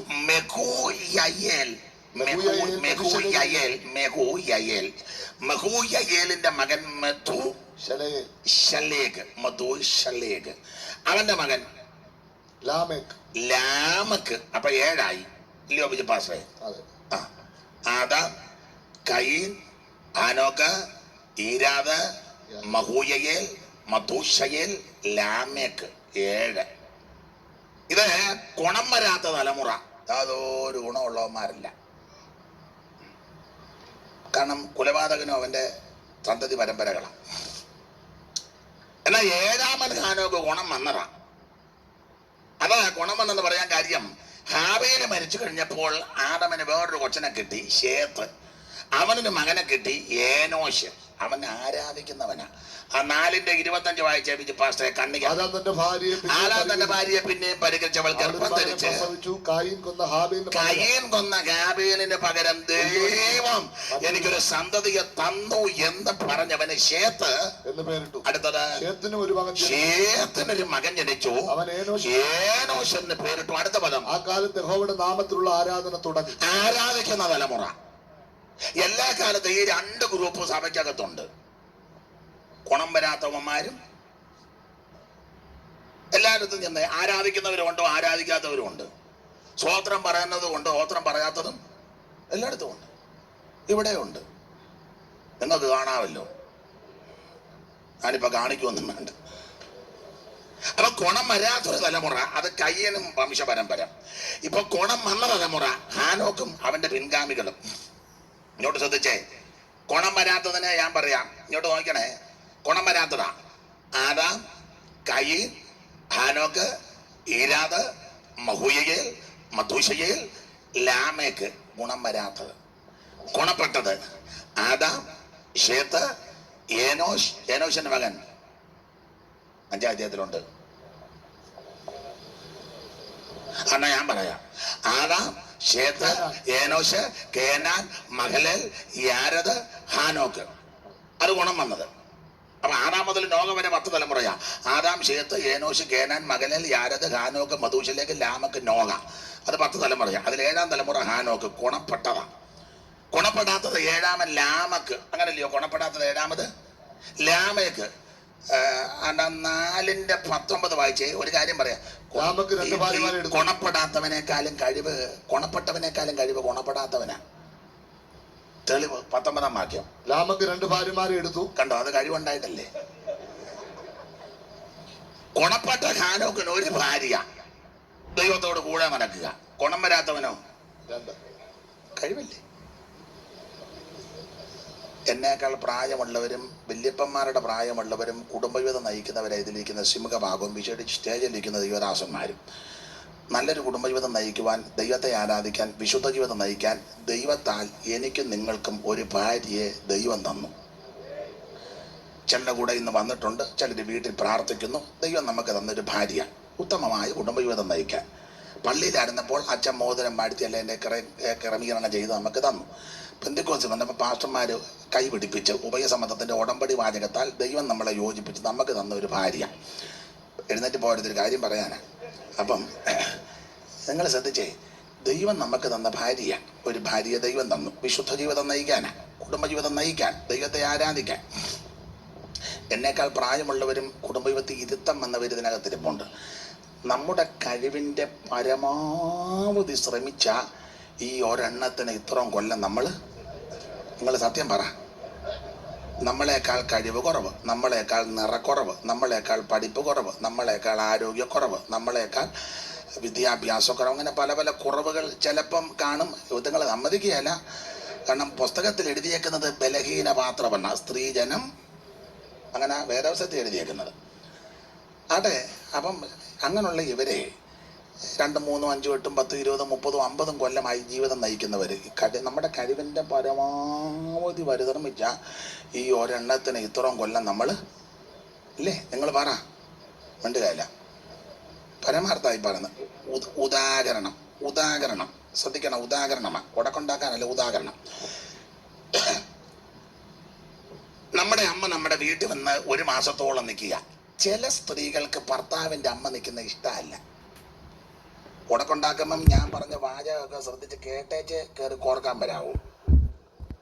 ചില സ്ത്രീകൾക്ക് ഭർത്താവിൻ്റെ അമ്മ വീട്ടിൽ വന്ന് നിൽക്കുന്ന ഇഷ്ടമല്ല, അവരുടെ അമ്മ വരുന്ന വലിയ ഇഷ്ടമാണ്. അമ്മച്ചിക്ക് പാല് വേണം, അമ്മച്ചിക്ക് നട്ട്സ് ഫസ്റ്റ് ക്വാളിറ്റി നട്ട്സ്. ഓ വേണ്ടാടി, അമ്മച്ചിക്ക് ഹോട്ട്സ്. ഓ എനിക്ക് വേണം, അമ്മച്ചിക്ക് നൂഡിൽസ്. അപ്പം അവിടെ അമ്മയ്ക്ക് എന്ത് കൊടുക്കാനും വലിയ അമ്മച്ചി പോകണ്ട മിസ്. ഭർത്താവിൻ്റെ അമ്മ വന്നാലോ ഈ തള്ള കൂടെ ഇങ്ങോട്ട് കയറി വരുന്നത് കണ്ട. അപ്പൊ ഈ ഞാൻ ഉദാഹരണം പറയുക. അപ്പൊ ഭർത്താവിൻ്റെ അമ്മ വീട്ടിലുണ്ട്. നമ്മൾ ജോലി കഴിഞ്ഞ് വരുമ്പോൾ എല്ലായിടത്തുമല്ല, ചിലര് അമ്മ വാതൊക്കെ ഇരിക്കുക, സെറ്റ് ചെയ്യല്ലേ. ജോലി കഴിഞ്ഞാൽ അമ്മ ഭാര്യ വിളിക്കും. അപ്പം അമ്മ നോക്കി അകത്തോട്ട് നമ്മൾ കയറി പോകുന്നത്. പിന്നെ അകത്തെ കഥ ചെയ്യാനാണ്. നിങ്ങളോട് ഞാൻ പറഞ്ഞിട്ടുണ്ട് തള്ള ഇവിടെ കൂടെ നിർത്തരുത്. ഞാൻ എൻ്റെ തനി സ്വഭാവം അറിയത്തില്ല കേട്ടോ. കഴിഞ്ഞ പ്രാവശ്യം വന്നപ്പോൾ ഞാൻ മര്യാദയ്ക്ക് ഇടപെട്ടുണ്ട്. തള്ള പിന്നെ ഓട്ടോ പിടിച്ച് ഇങ്ങോട്ട് വന്നത്. ഞാൻ തള്ളയെ പറഞ്ഞു വിട്ടോണം. എന്നാൽ നമ്മൾ പറയും അതിലടി അമ്മ കേൾക്കട്ടെ അവർ ഞാൻ പറയും. അപ്പോൾ തള്ള എന്തിനാ ഇങ്ങോട്ട് വരുന്നത്? ബേബിയുടെ വീട്ടിൽ പോകരുത്, ബേബി മോനല്ലേ, അങ്ങോട്ട് പോകരുതോ, ഇങ്ങോട്ട് തന്നെ കയറി വരുന്നത്. ഉടനെ നമ്മൾ മിണ്ടാതട്ടി അമ്മ കേൾക്കുപറ്റി അമ്മ എൻ്റെ പെറ്റതല്ല, ആ പെറ്റ് ആരെയാണ് പിന്നെ പ്രസവിക്കാതെ നിങ്ങളെ മാത്രം മിണ്ടാതട്ടി അമ്മ കേൾക്കും. എന്നെ കണ്ണതിനോടെ വളർത്തി എൻ്റെ പെറ്റതല്ല ഞാൻ ഇപ്പം തന്നെ എന്നാൽ നമ്മൾ പറയും മിണ്ടാതെ മോളിയും മിണ്ടാതെ. ഞാൻ അമ്മയെ നോട്ടറി പറഞ്ഞ് ബേബിയുടെ അവിടോട്ട് സമാധാനപ്പെടും. ഞാൻ സാരി മേടിച്ചു തരാം, സാരി കീരി ഇതൊക്കെ ഞാൻ ചിക്കിങ് മേടിച്ചു. ചിക്കിങ് നമ്മൾ അവളെ ഒരു തരത്തിൽ പറഞ്ഞ് ശാന്തമാക്കി കഴിവിൻ്റെ പരമാവധി പറഞ്ഞ് ഒരു പരുവത്തിനാക്കി നമ്മൾ ഒതുക്കി അവിടെ കട്ടിലയിൽ ഇരുത്തി വെച്ച് നമ്മൾ പതുക്കെ ഡോറ് തുറന്ന് മൊബൈൽ പിന്നെ അമ്മ ചോദിക്കുക പാവച്ചായനാടാ അവൾ പറഞ്ഞേ. അമ്മച്ചി അവളെ പിന്നെ പ്രാർത്ഥനയ്ക്ക് ബണ്ണ് കൊടുക്കണോ പൊറോട്ട വേണോ എന്ന് ചോദിക്കുകയായിരുന്നു. അവൾ എന്നാ പറഞ്ഞ ബണ്ണ് മതിയടാ, എനിക്കും അതാ തൃപ്പതി. അവൾ ബണ്ണാന്നോ പറഞ്ഞത്? അവൾ പറഞ്ഞത് വലിയ തള്ളയോട് പറഞ്ഞാൽ നമുക്ക് ജീവിക്കാൻ പറ്റുമോ? ഞാൻ ഉദാഹരണമാണ് പറഞ്ഞത്. ചിലരൊക്കെ ഇരുന്ന് ഇങ്ങനെ പൊളയുന്നുണ്ടെന്ന് ഞാൻ കാണുന്നുണ്ട്. അതവിടെ എഴുന്നേറ്റ് പോവുക, ഇതോടെ കേട്ടേച്ച് പോകും. കൊച്ചിനെ എടുക്കാൻ പോയതാണ്. അപ്പൊ നിങ്ങൾ ശ്രദ്ധിച്ചേ. അപ്പൊ എല്ലാ കാലത്തും ഗുണപ്പെട്ടവനേക്കാളും കഴിവ് ഗുണപ്പെടാത്തവനാ. ഗുണപ്പെട്ട ഹാനോക്കിന് ഒരു ഭാര്യ, ഗുണപ്പെടാത്തവനോ ഉണ്ടോ? 2. ലാമക്ക് 2 ഭാര്യമാരുടെ അടുത്ത്. ഒരുത്തേക്ക് ആദയെന്നും മറ്റവർക്ക് സില്ലയെന്നും പേര്. ആദയ്ക്ക് സില്ലയ്ക്ക് 4 പിള്ളേരുണ്ടായി. യാബാല്, യൂബാല്, തൂബൽ കയ്യൻ, പെങ്ങളും നയമ. ചരിത്രമൊന്നും ഞാൻ പറയുന്നില്ല. ഗുണ്ടായുസം, പിന്നെ വേറെ ഒത്തിരി പേര്, ടെന്റ് മേക്കർ, ഒക്കെ തലമുറകളെ. അപ്പൊ 2ാമത്തെ ഹാനോക്ക് ഒന്നാമത്തെ ഹാനോക്ക് ഉൽപ്പത്തി 5:21 ദൈവത്തോട് കൂടെ നടന്ന ഹാനോക്ക്. രണ്ടാമത്തെ ഹാനോക്ക് കയീന്റെ മകൻ ഹാനോക്ക്. ഇനി മൂന്നാമതൊരു ഹാനോക്ക്, അത് 22-ാം തലമുറയാ. അതേതാന്ന് ചോദിച്ചാൽ 7-ാം തലമുറ കൂടെ നടന്ന ഹാനോക്ക്, മൂന്നാമത്തെ തലമുറ കയീന്റെ മകൻ ഹാനോക്ക്, ഇനി 22-ാം തലമുറ ഹാനോക്ക്. അതേതാന്ന് ചോദിച്ചാൽ നിങ്ങൾ വചനത്തിൽ തിട്ടമുള്ളവർ ഇതിനകത്തുണ്ട്. അബ്രഹാമിന് സഹധർമ്മിണിമാരായിട്ട് ആദ്യം ദാസിയിൽ കൂടി ഒരു കുഞ്ഞ് ജനിച്ചു, ഇശ്മായേല്. അവനെ പറ്റി എഴുതിയിരിക്കുന്നത് ഇവൻ കാട്ടുകഴുതയ്ക്ക് തുല്യനെന്ന. കഴുതയ്ക്ക് ബോധമുള്ളതല്ല, പിന്നെ അവന്റെ കാര്യം പറയാതിരിക്കുന്ന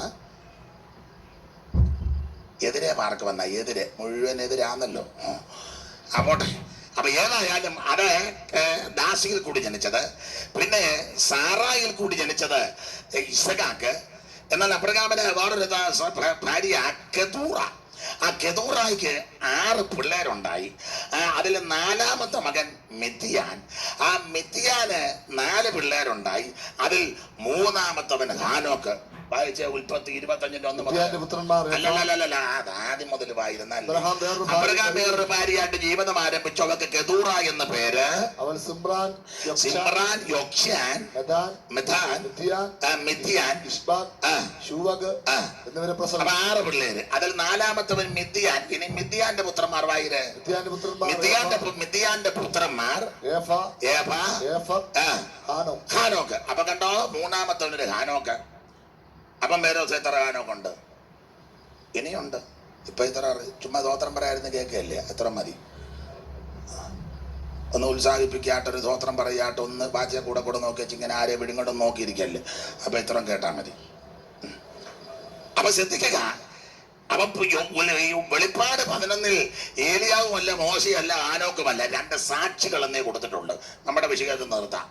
ഈ 2 സാക്ഷികൾ വരുന്ന 3.5 കൊല്ലം, 42 മാസം എന്നാ 11 കണക്ക്.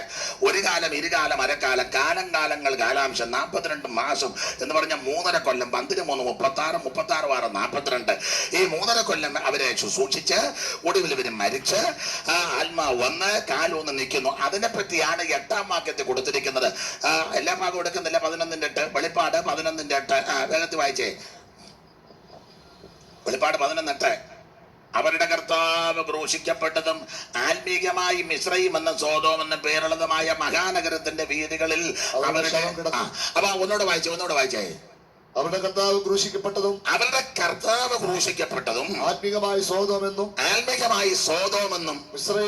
മിസ്രയീമെന്നും പേരുള്ളതുമായ മഹാനഗരത്തിന്റെ വീതികളിൽ അവരുടെ ശവം കിടക്കും. പദം വളരെ ശ്രദ്ധിക്കണം. മരിക്കാതിരിക്കാൻ എന്നോ ചെയ്യണം. ഉൽപ്പത്തി 42:2 യാക്കോബ് പറയാ, കുഞ്ഞുങ്ങളെ മരിക്കാതെ ജീവിച്ചിരിക്കാൻ മിസ്രയീം ചെന്ന് ധാന്യം കൊള്ളണം എന്ന് പറഞ്ഞാൽ വെളിപ്പാട് 11:8 ചേർത്ത് പഠിച്ചാൽ ആ മിസ്രയീം ഏതാന്ന ആത്മീകമായി മിസ്രയീമെന്നും സോദോമെന്നും പേരുള്ളതുമായ മഹാനഗരം. അപ്പൊ അതിലൊരു പദം കൊണ്ടെടുക്കുക. ആത്മീകമായി മിസ്രയീം എന്ന് പേരുള്ള മഹാനഗരം. ആ നഗരത്തിന്റെ ഒരു വിശേഷത അവരുടെ കർത്താവ് ക്രൂശിക്കപ്പെട്ട ഇടമാണ്. അങ്ങനെയെങ്കിൽ ആത്മീകമായി ആ ഭാഗം പഠിച്ച് മിസ്രയീം എന്ന് പറഞ്ഞാൽ യേശു ക്രൂശിക്കപ്പെട്ട ഇടം. അങ്ങനെയെങ്കിൽ ഇന്ന് രാത്രി ഇങ്ങനെ കൂടി ചിന്തിക്കുന്നതിന് വലിയ തെറ്റില്ല. മരിക്കാതിരിക്കാൻ ചെയ്യേണ്ട 1-ാമത്തെ കടമ ക്രൂശിന്റെ ചുവട്ടിൽ വന്ന് യേശുവിനെ രക്ഷിതാവായി സ്വീകരിക്കണം. Price the Lord.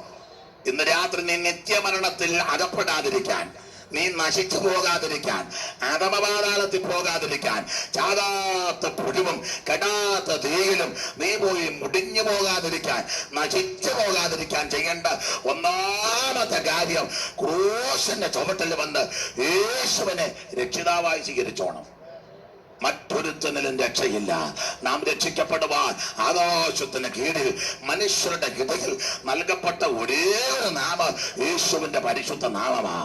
മനുകുലത്തിന്റെ പാപത്തിന്റെ പരിഹാരത്തിന് വേണ്ടി കഷ്ടം സഹിച്ച ക്രിസ്തു പീലാത്തോസിന്റെ കൽത്തളം മുതൽ കാൽവറി മേട് വരെ പച്ചപ്പൈൻ വരെ കുരിശെടുത്ത് വീണും വേച്ചും പറച്ചും കാർക്കച്ചുള്ള തുപ്പലേറ്റ് കന്നത്തടിയേറ്റ് മുഖത്ത് രോമമല്ല പിടിതെടുക്കപ്പെട്ടവനായി, കണ്ടാൽ ആളല്ലെന്ന് തോന്നുമാറ് വിരൂപമാക്കപ്പെട്ടവനായി, മുതക ഉടവജാല പോലെ നീളത്തെ കീറപ്പെട്ടവനായി, കോമളരൂപിയായവൻ, 10,000 സേട്ടനായവൻ, ഉന്നതനായവൻ, മകമയുള്ളവൻ, 1000 10,000 സുന്ദരനാകുന്ന പ്രിയനായ ആ സുന്ദര സുമുഖനായ നല്ലവനായ ക്രിസ്തു അവൻ കണ്ടാൽ ആളല്ലെന്ന് തോന്നുമാറ് വിരൂപമായി അടിച്ച് ചാട്ട പറിക്കുമ്പോൾ പച്ചമാംസം പറഞ്ഞ് ഇറന്ന് സങ്കീർത്തനക്കാരൻ ആത്മാവിൽ കണ്ടേച്ച് പറയാ, എന്റെ അസ്ഥികളൊക്കെ എനിക്കെണ്ണ, അസ്ഥിക്കടയിലുള്ള മാംസമല്ല അവൻ പറഞ്ഞിരുന്ന് മാറി.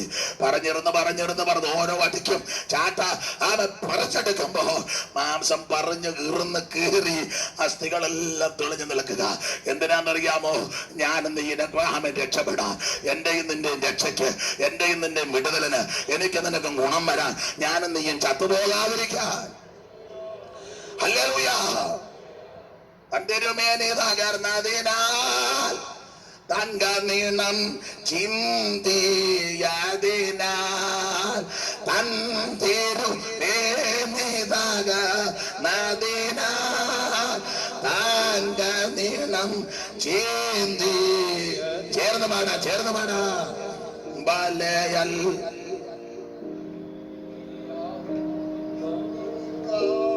യവനായതും പാനം ചെയ്തു കണ്ടാലും കാൽവരിയിൽ കുരിശിൽ ശിരസതും ചായ്ഞ്ഞു പറ കണ്ടേടുക പ്രിയനെ നിടക്കാൻ പൂങ്ങിടന്ന മോഹമാണികളിൽ ഓ കണ്ടേടുക പ്രിയനെ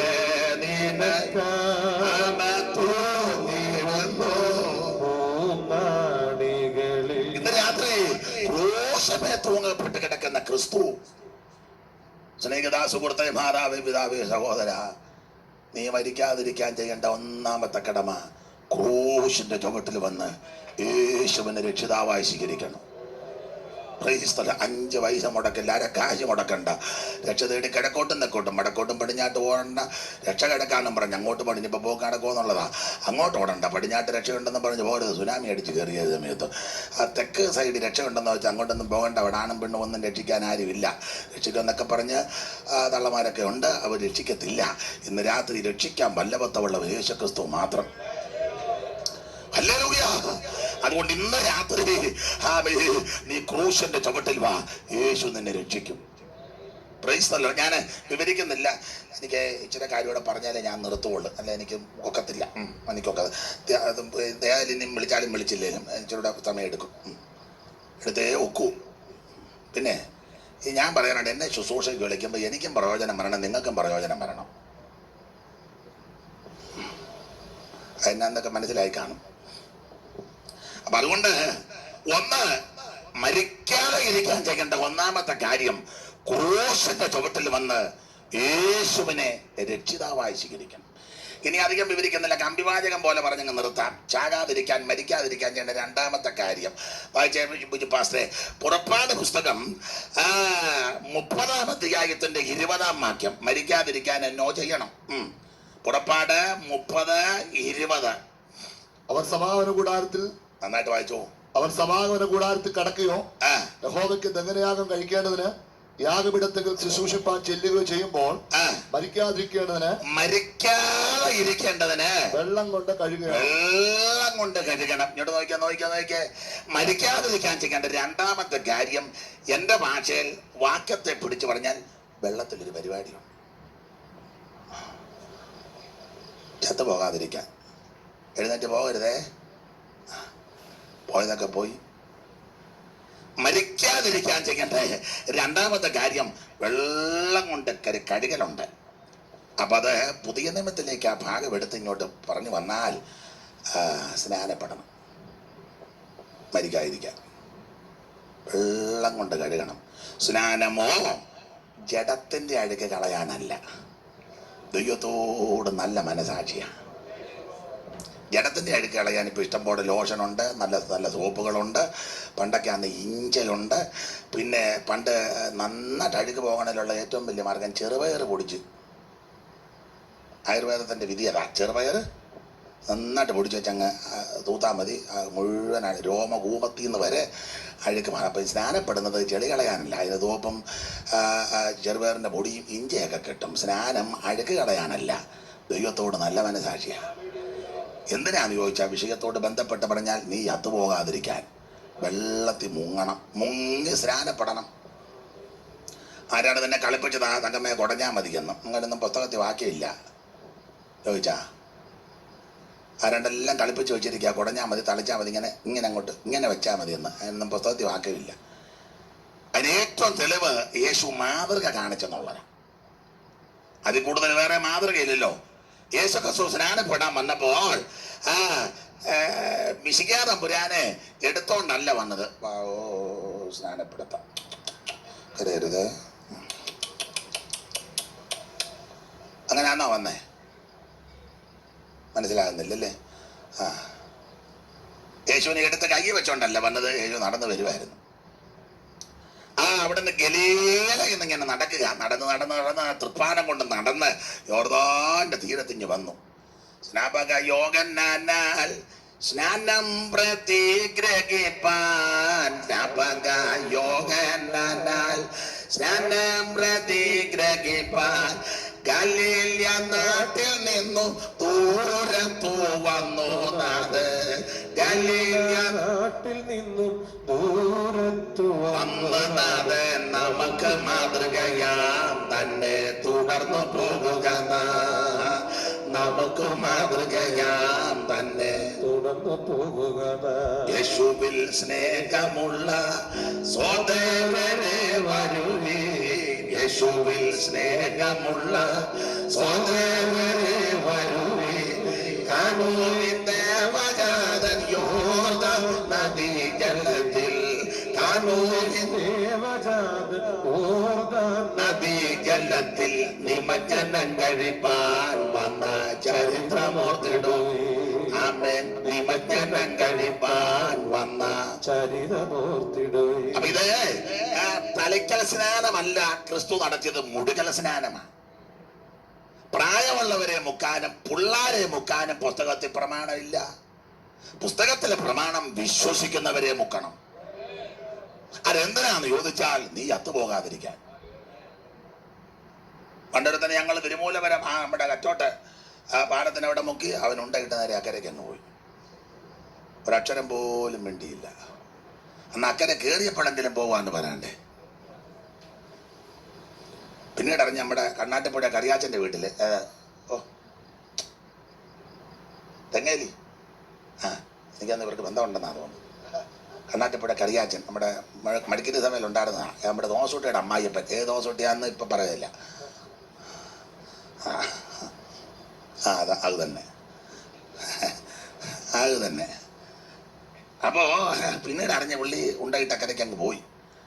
പിന്നെ തിരുമൂലവരം ചോദിച്ചോട്ട് ഞാൻ പറഞ്ഞ് ചാഞ്ഞ് കയറിപ്പോരാൻ വരികയല്ലെന്ന് പറഞ്ഞു. പിന്നെ അടഞ്ഞത് പുള്ളി ഇച്ചിരി ഇളക്കമുള്ളതാണ്. ജപിക്കാത്ത വെള്ളം കയറിപ്പോൾ ഇളകി നേരെ ഉണ്ടായിട്ട് അങ്ങ് പോയതാ. അപ്പൊ സ്നാനമോ ജഡത്തിന് അരിക്ക് കളയാനല്ല, യേശുക്രിസ്തുവിനോട് ചേരാനാ, യേശുക്രിസ്തുവിനെ ധരിക്കാനാ. ക്രിസ്തുവിന്റെ മരണ അടക്ക പുനരുത്ഥാനത്തോട് ഏകീഭവിക്കുന്നതാ സ്നാനം. അതിനായി മുക്കുന്ന പറഞ്ഞാൽ എന്നെ അടക്കുക. പൊങ്ങി വരുന്നത് പുതിയ സൃഷ്ടിയാ. ഉയർപ്പിൻ കഞ്ചുകത്തെ എന്നാ സൈമൻ സാറ് കൊടുത്തിരിക്കുന്നത്. ഉയർപ്പിൻ കഞ്ചുകം ധരിക്കും അന്ത്യനാളിൽ. ഈ സാക്ഷ്യം പറയുന്നത് 3 പേരാ. അതിലൊന്ന് വെള്ളമാണ്, ഒന്ന് രക്തം, ഒന്ന് ആത്മാവ്. രക്തം സാക്ഷ്യം പറയും, ഇത് രക്ഷിക്കപ്പെട്ടതാണെന്ന് പറയും. കാരണം അന്ന് ഞാൻ രക്തം കൊണ്ട് കഴുകി കൊടുത്ത വൻക്രിയയെ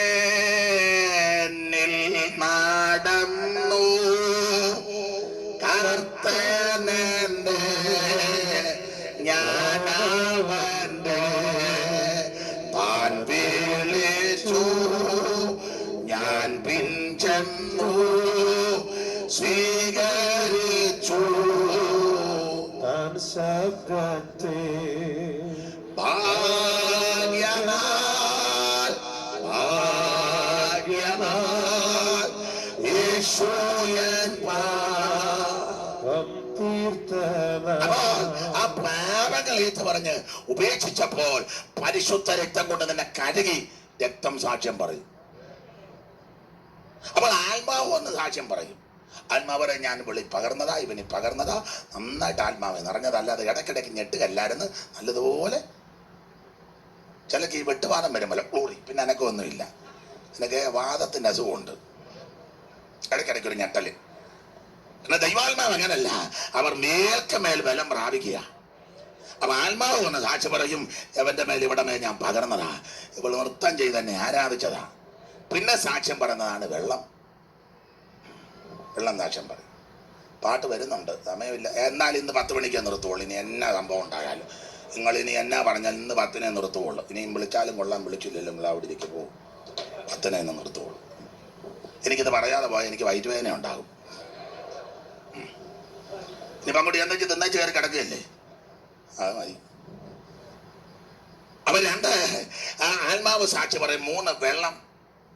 സാറ് കൊടുത്തിരിക്കുന്ന പ്രയോഗം ഇങ്ങനെ: ഭൂമിയിൽ മൂവരല്ലോ സാക്ഷ്യം പറവതോർത്താൽ, ഭൂമിയിൽ മൂവരല്ലോ സാക്ഷ്യം പറവതോർത്താൽ, ആത്മാവു വെള്ളമതു പിന്നീട് ശോണിതവോ, ആത്മാവു വെള്ളമതും പിന്നീട് ശോണിതവോ. ഓ ഇവയിൽ വെള്ളമത്രേ സാക്ഷ്യം വാദിപ്പതി സമയേ, ഇവയിൽ വെള്ളമത്രേ സാക്ഷ്യം വഹിപ്പതി സമയേ. അപ്പൊ വെള്ളം കൊണ്ട് കടകൾ പ്രാപിക്കുമ്പോൾ ഈ വെള്ളം നിനക്ക് വേണ്ടി സാക്ഷി പറയും.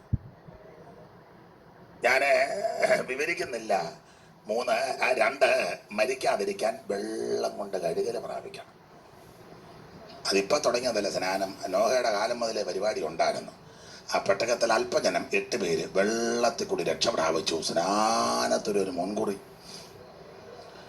പിന്നെ ഇടക്കാലം കൊണ്ട് പലരെയും മുക്കാൻ ഒത്തില്ല. പിന്നെ ഒന്നിച്ചൊരു മുക്കം മുക്കി, ചെങ്കടലിൽ കൂടെ ഒരു മുക്കി ഒക്കെ എല്ലാത്തിൻ്റെ മറകര കയറ്റി. അതാണ് എബ്രായ ലേഖനം 11:29 കാണുന്നത്.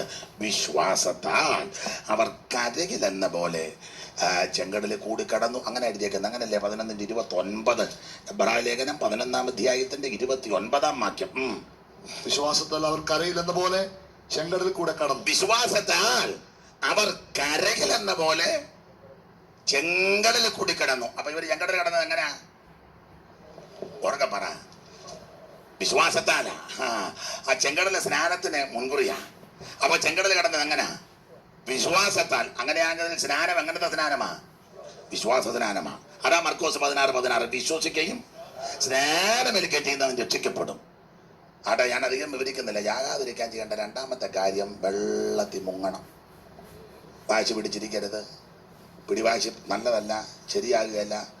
സ്തോത്രം, മുങ്ങിക്കോണം. അവസരം ദൈവം തരിക. നാളെ ചിലപ്പോൾ അവസരം കിട്ടിയെന്ന് വരികയല്ല. ഇന്ന് രാത്രിയാണ് ഞാനും ഉണ്ട്, ഡിസ്ട്രിക്ട് പാസ്റ്ററും ഉണ്ട്.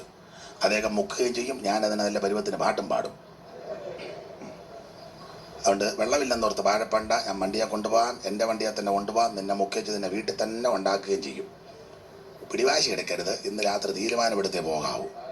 ഈ യോഗം നിനക്ക് വേണ്ടി ഒരുക്കിയ യോഗമാണ്. നിങ്ങൾ കഴിഞ്ഞാൽ എന്തോ വരുമെന്നൊന്നും ചിന്തിച്ച് ഭാരപ്പെടേണ്ട. ദൈവം നിന്നെ സൂക്ഷിച്ചോളും. സഭാപ്രസംഗം 8:5 വായിച്ചത്.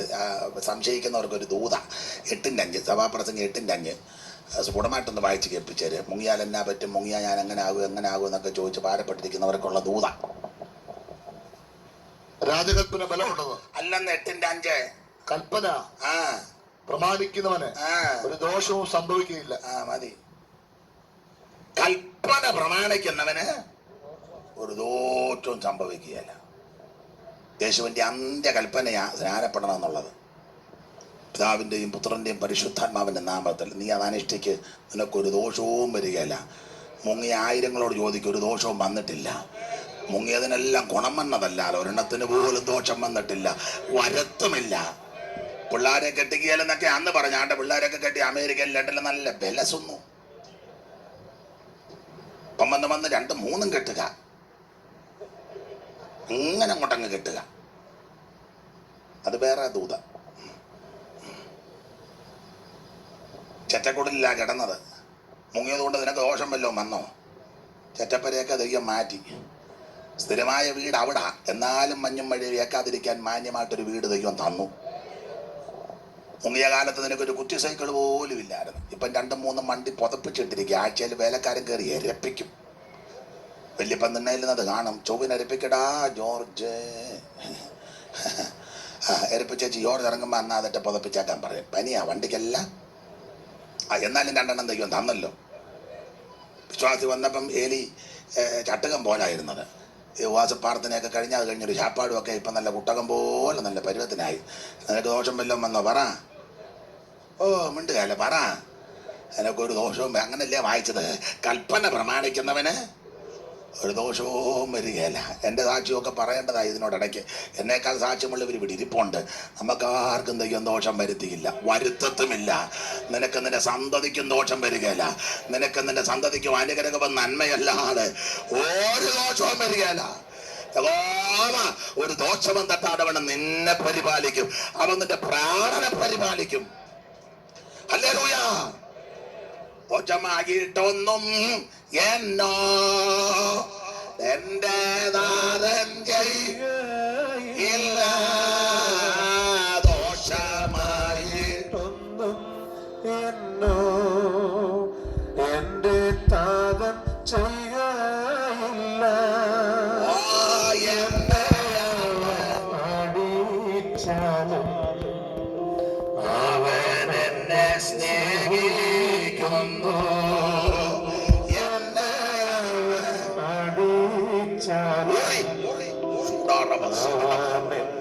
സ്നേഹിക്കുന്നു. ദോഷമായിട്ടൊന്നും എന്നോടെന്റെ നേരമല്ല. കരമുയർത്ത് ദൈവത്തെ സ്തുതിക്ക്. കൽപ്പന പ്രമാണിക്കുന്ന നിനക്ക് ഒരു ദോഷവും വരികയില്ല. അതെ, ഓടിച്ച് നിർത്ത. ഒന്ന്, മരിക്കാതിരിക്കാൻ ക്രൂശന്റെ ചുവട്ടിൽ വന്ന് യേശുവിനെ രക്ഷിതാവായി സ്വീകരിക്കണം. രണ്ട്, മരിക്കാതിരിക്കാൻ വെള്ളം കൊണ്ട് കഴുകണം, സ്നാനം. ഇതിനെപ്പറ്റിയൊക്കെ നന്നായിട്ട് ഈ ദൈവദാസന്മാർ ഇവിടെ ഞങ്ങളുടെ പിന്നിപ്പാസ്റ്റ് ഉണ്ട്. എന്തെങ്കിലും ഡൗട്ട് ഉണ്ടെങ്കിൽ അദ്ദേഹത്തോട് വന്ന് ചോദിക്കണം. പണ്ട് കലയപുരത്തൊരു ഡൗട്ട് മത്തായിച്ചനുണ്ടായിരുന്നു. പുള്ളിക്ക് മുഴുവൻ ഡൗട്ടാണ്. ഇന്ന് സാറപ്പച്ചൻ ക്ലാസ് എടുത്തപ്പോഴാണ് സാറപ്പച്ചൻ പറഞ്ഞു മഹോദരം 7 വർഷമാണ്. ഉടനെ മത്തായിച്ചൻ ചോദിച്ചു, 7ആണെന്നോ സാറേ? ഡൗട്ടാ. ഉടനെ സാറ് തെളിയിച്ചു. പിന്നെയും പഠിപ്പിൽ തുടങ്ങി. അന്നേരം പറഞ്ഞു 3:30 ആകുമ്പോൾ 2 സാക്ഷികൾ വരുമുണ്ട്. 3:30 ആണെന്നോ സാറേ? എന്നെ തെളിയിച്ചു 3:30. പുള്ളിക്ക് അങ്ങ് ഡൗട്ടാ, എല്ലാം അങ്ങ് ഡൗട്ടാ. സൂര്യധാരിണിയായ സ്ത്രീ. അപ്പോൾ ചോദിച്ചു, സൂര്യനെയാണെന്നോ എങ്ങനെയാ ധരിക്കുന്ന സാറേ? ഇരിക്കും മത്തായിച്ച. അങ്ങനെ പറഞ്ഞ് പിന്നെ അന്നത്തെ സ്റ്റുഡൻസ് പുള്ളിക്കിട്ട പേരാണ് ഡൗട്ട് മത്തായിച്ചൻ. എല്ലാം അങ്ങ് ഡൗട്ടാ. കലയപുരത്തുണ്ടായിരുന്നു, മരിച്ചു പോയി. വളത്തിപ്പീൽ പോച്ചാൻ്റെ ഒക്കെ ബന്ധുവ ഡൗട്ട് മത്തായിച്ചൻ. നിങ്ങളുടെ ഏരിയയ ഡൗട്ട് മത്തായ. അപ്പം ഈ വിഷയം സംബന്ധിച്ച് സ്നാനം എന്തെങ്കിലും ഡൗട്ട് ഉണ്ടെങ്കിൽ ബഹുമാന്യ ദൈവദാസൻ പിന്നിപ്പാസ്റ്റും ഇവിടുത്തെ സഭയും ദൈവദാസന്മാരുണ്ട്, ക്ലിയർ ആക്കി തരും. ഒരു കാര്യം ഉറപ്പിച്ച് പറയാം, ചത്തുപോകാതിരിക്കാൻ നീ മുങ്ങിയെ ഒക്കൂ. ഒന്ന്, ക്രൂശന്റെ ചുവട്ടിൽ വന്ന് യേശുവിനെ രക്ഷകനായി സ്വീകരിക്കണം. 2, വെള്ളം കൊണ്ട് കഴുകൽ പ്രാപിക്കണം. ഒരു കാര്യം കൂടെ പറയാം, മരിച്ചു പോകാതിരിക്കാൻ. ഒന്നല്ല, പലത് പറയേണ്ടതാ. എന്നാലും 10 കൃത്യം 10 നിർത്താം. 10 ആകുമ്പോൾ നിർത്താം. അത് നോക്കൂ. ഇപ്പൊ ചെല്ലി പറയും, പാഷ ഇനി ഇങ്ങനെ വെളിവും വെള്ളിയാഴ്ച വെള്ളിയാത്തിരൊന്നും വിളിക്കരുത്. ഏക്കെ സമയവും കാലമൊന്നും എനിക്ക് ഒരൊറ്റ പണിയല്ലാതെ വേറെ പണിയില്ല. പാടുക, പ്രാർത്ഥിക്കുക, സുവിശേഷം അറിയാവുന്ന പോലെ പറയുക, ഇതൊക്കെ നമ്മുടെ പരിപാടി. വേറെ ഇതിനിടെ വണ്ടിക്കച്ചവടം, മത്തുക്കച്ചവടം, റിയൽ എസ്റ്റേറ്റും ബ്രോക്കർ പണിയൊന്നും എനിക്കതൊന്നുമില്ല. ഞാൻ ചെയ്താലും ശരിയാകുകയില്ല. ആണെന്ന് ഇങ്ങനെ പാട്ട് പ്രാർത്ഥന അകത്തല്ലേ ഈ പാട്ടിരിക്കുന്നതുകൊണ്ട് ഇതിങ്ങനെ വന്നു പോകും. അതുകൊണ്ട് ഇങ്ങനെ തന്നെ. പണ്ടൊരാൾ പറഞ്ഞാൽ ഇങ്ങനെ വരെ പോട്ടെന്ന് പറഞ്ഞ പോലെ 10 മണി വരെ പോട്ടെ. 3, മരിക്കാതിരിക്കാൻ എന്തോ ചെയ്യണം. വായിരെ പുറപ്പാട് പുസ്തകം തന്നെ 28-ാം അധ്യായത്തിന്റെ 35-ാമത് വാക്യം സ്ഫുടമായിട്ട് വായിക്കണം. 28-35. ശുശ്രൂഷ ചെയ്യുകയിൽ അഹരോൻ അത് ധരിക്കണം. യഹോവയുടെ മുൻപാകെ വിശുദ്ധ മന്ദിരത്തിൽ മന്ദിരത്തിങ്കൽ കടക്കുമ്പോഴും പുറത്ത് വരുമ്പോഴും അവൻ മരിക്കാതിരിക്കേണ്ടതിന് അതിന്റെ ശബ്ദം കേൾക്കണം. കണ്ടോ, ഇങ്ങനെ ശബ്ദം കേൾക്കണം മരിക്കാതിരിക്കാൻ. എന്തിന്റെ ശബ്ദമാ?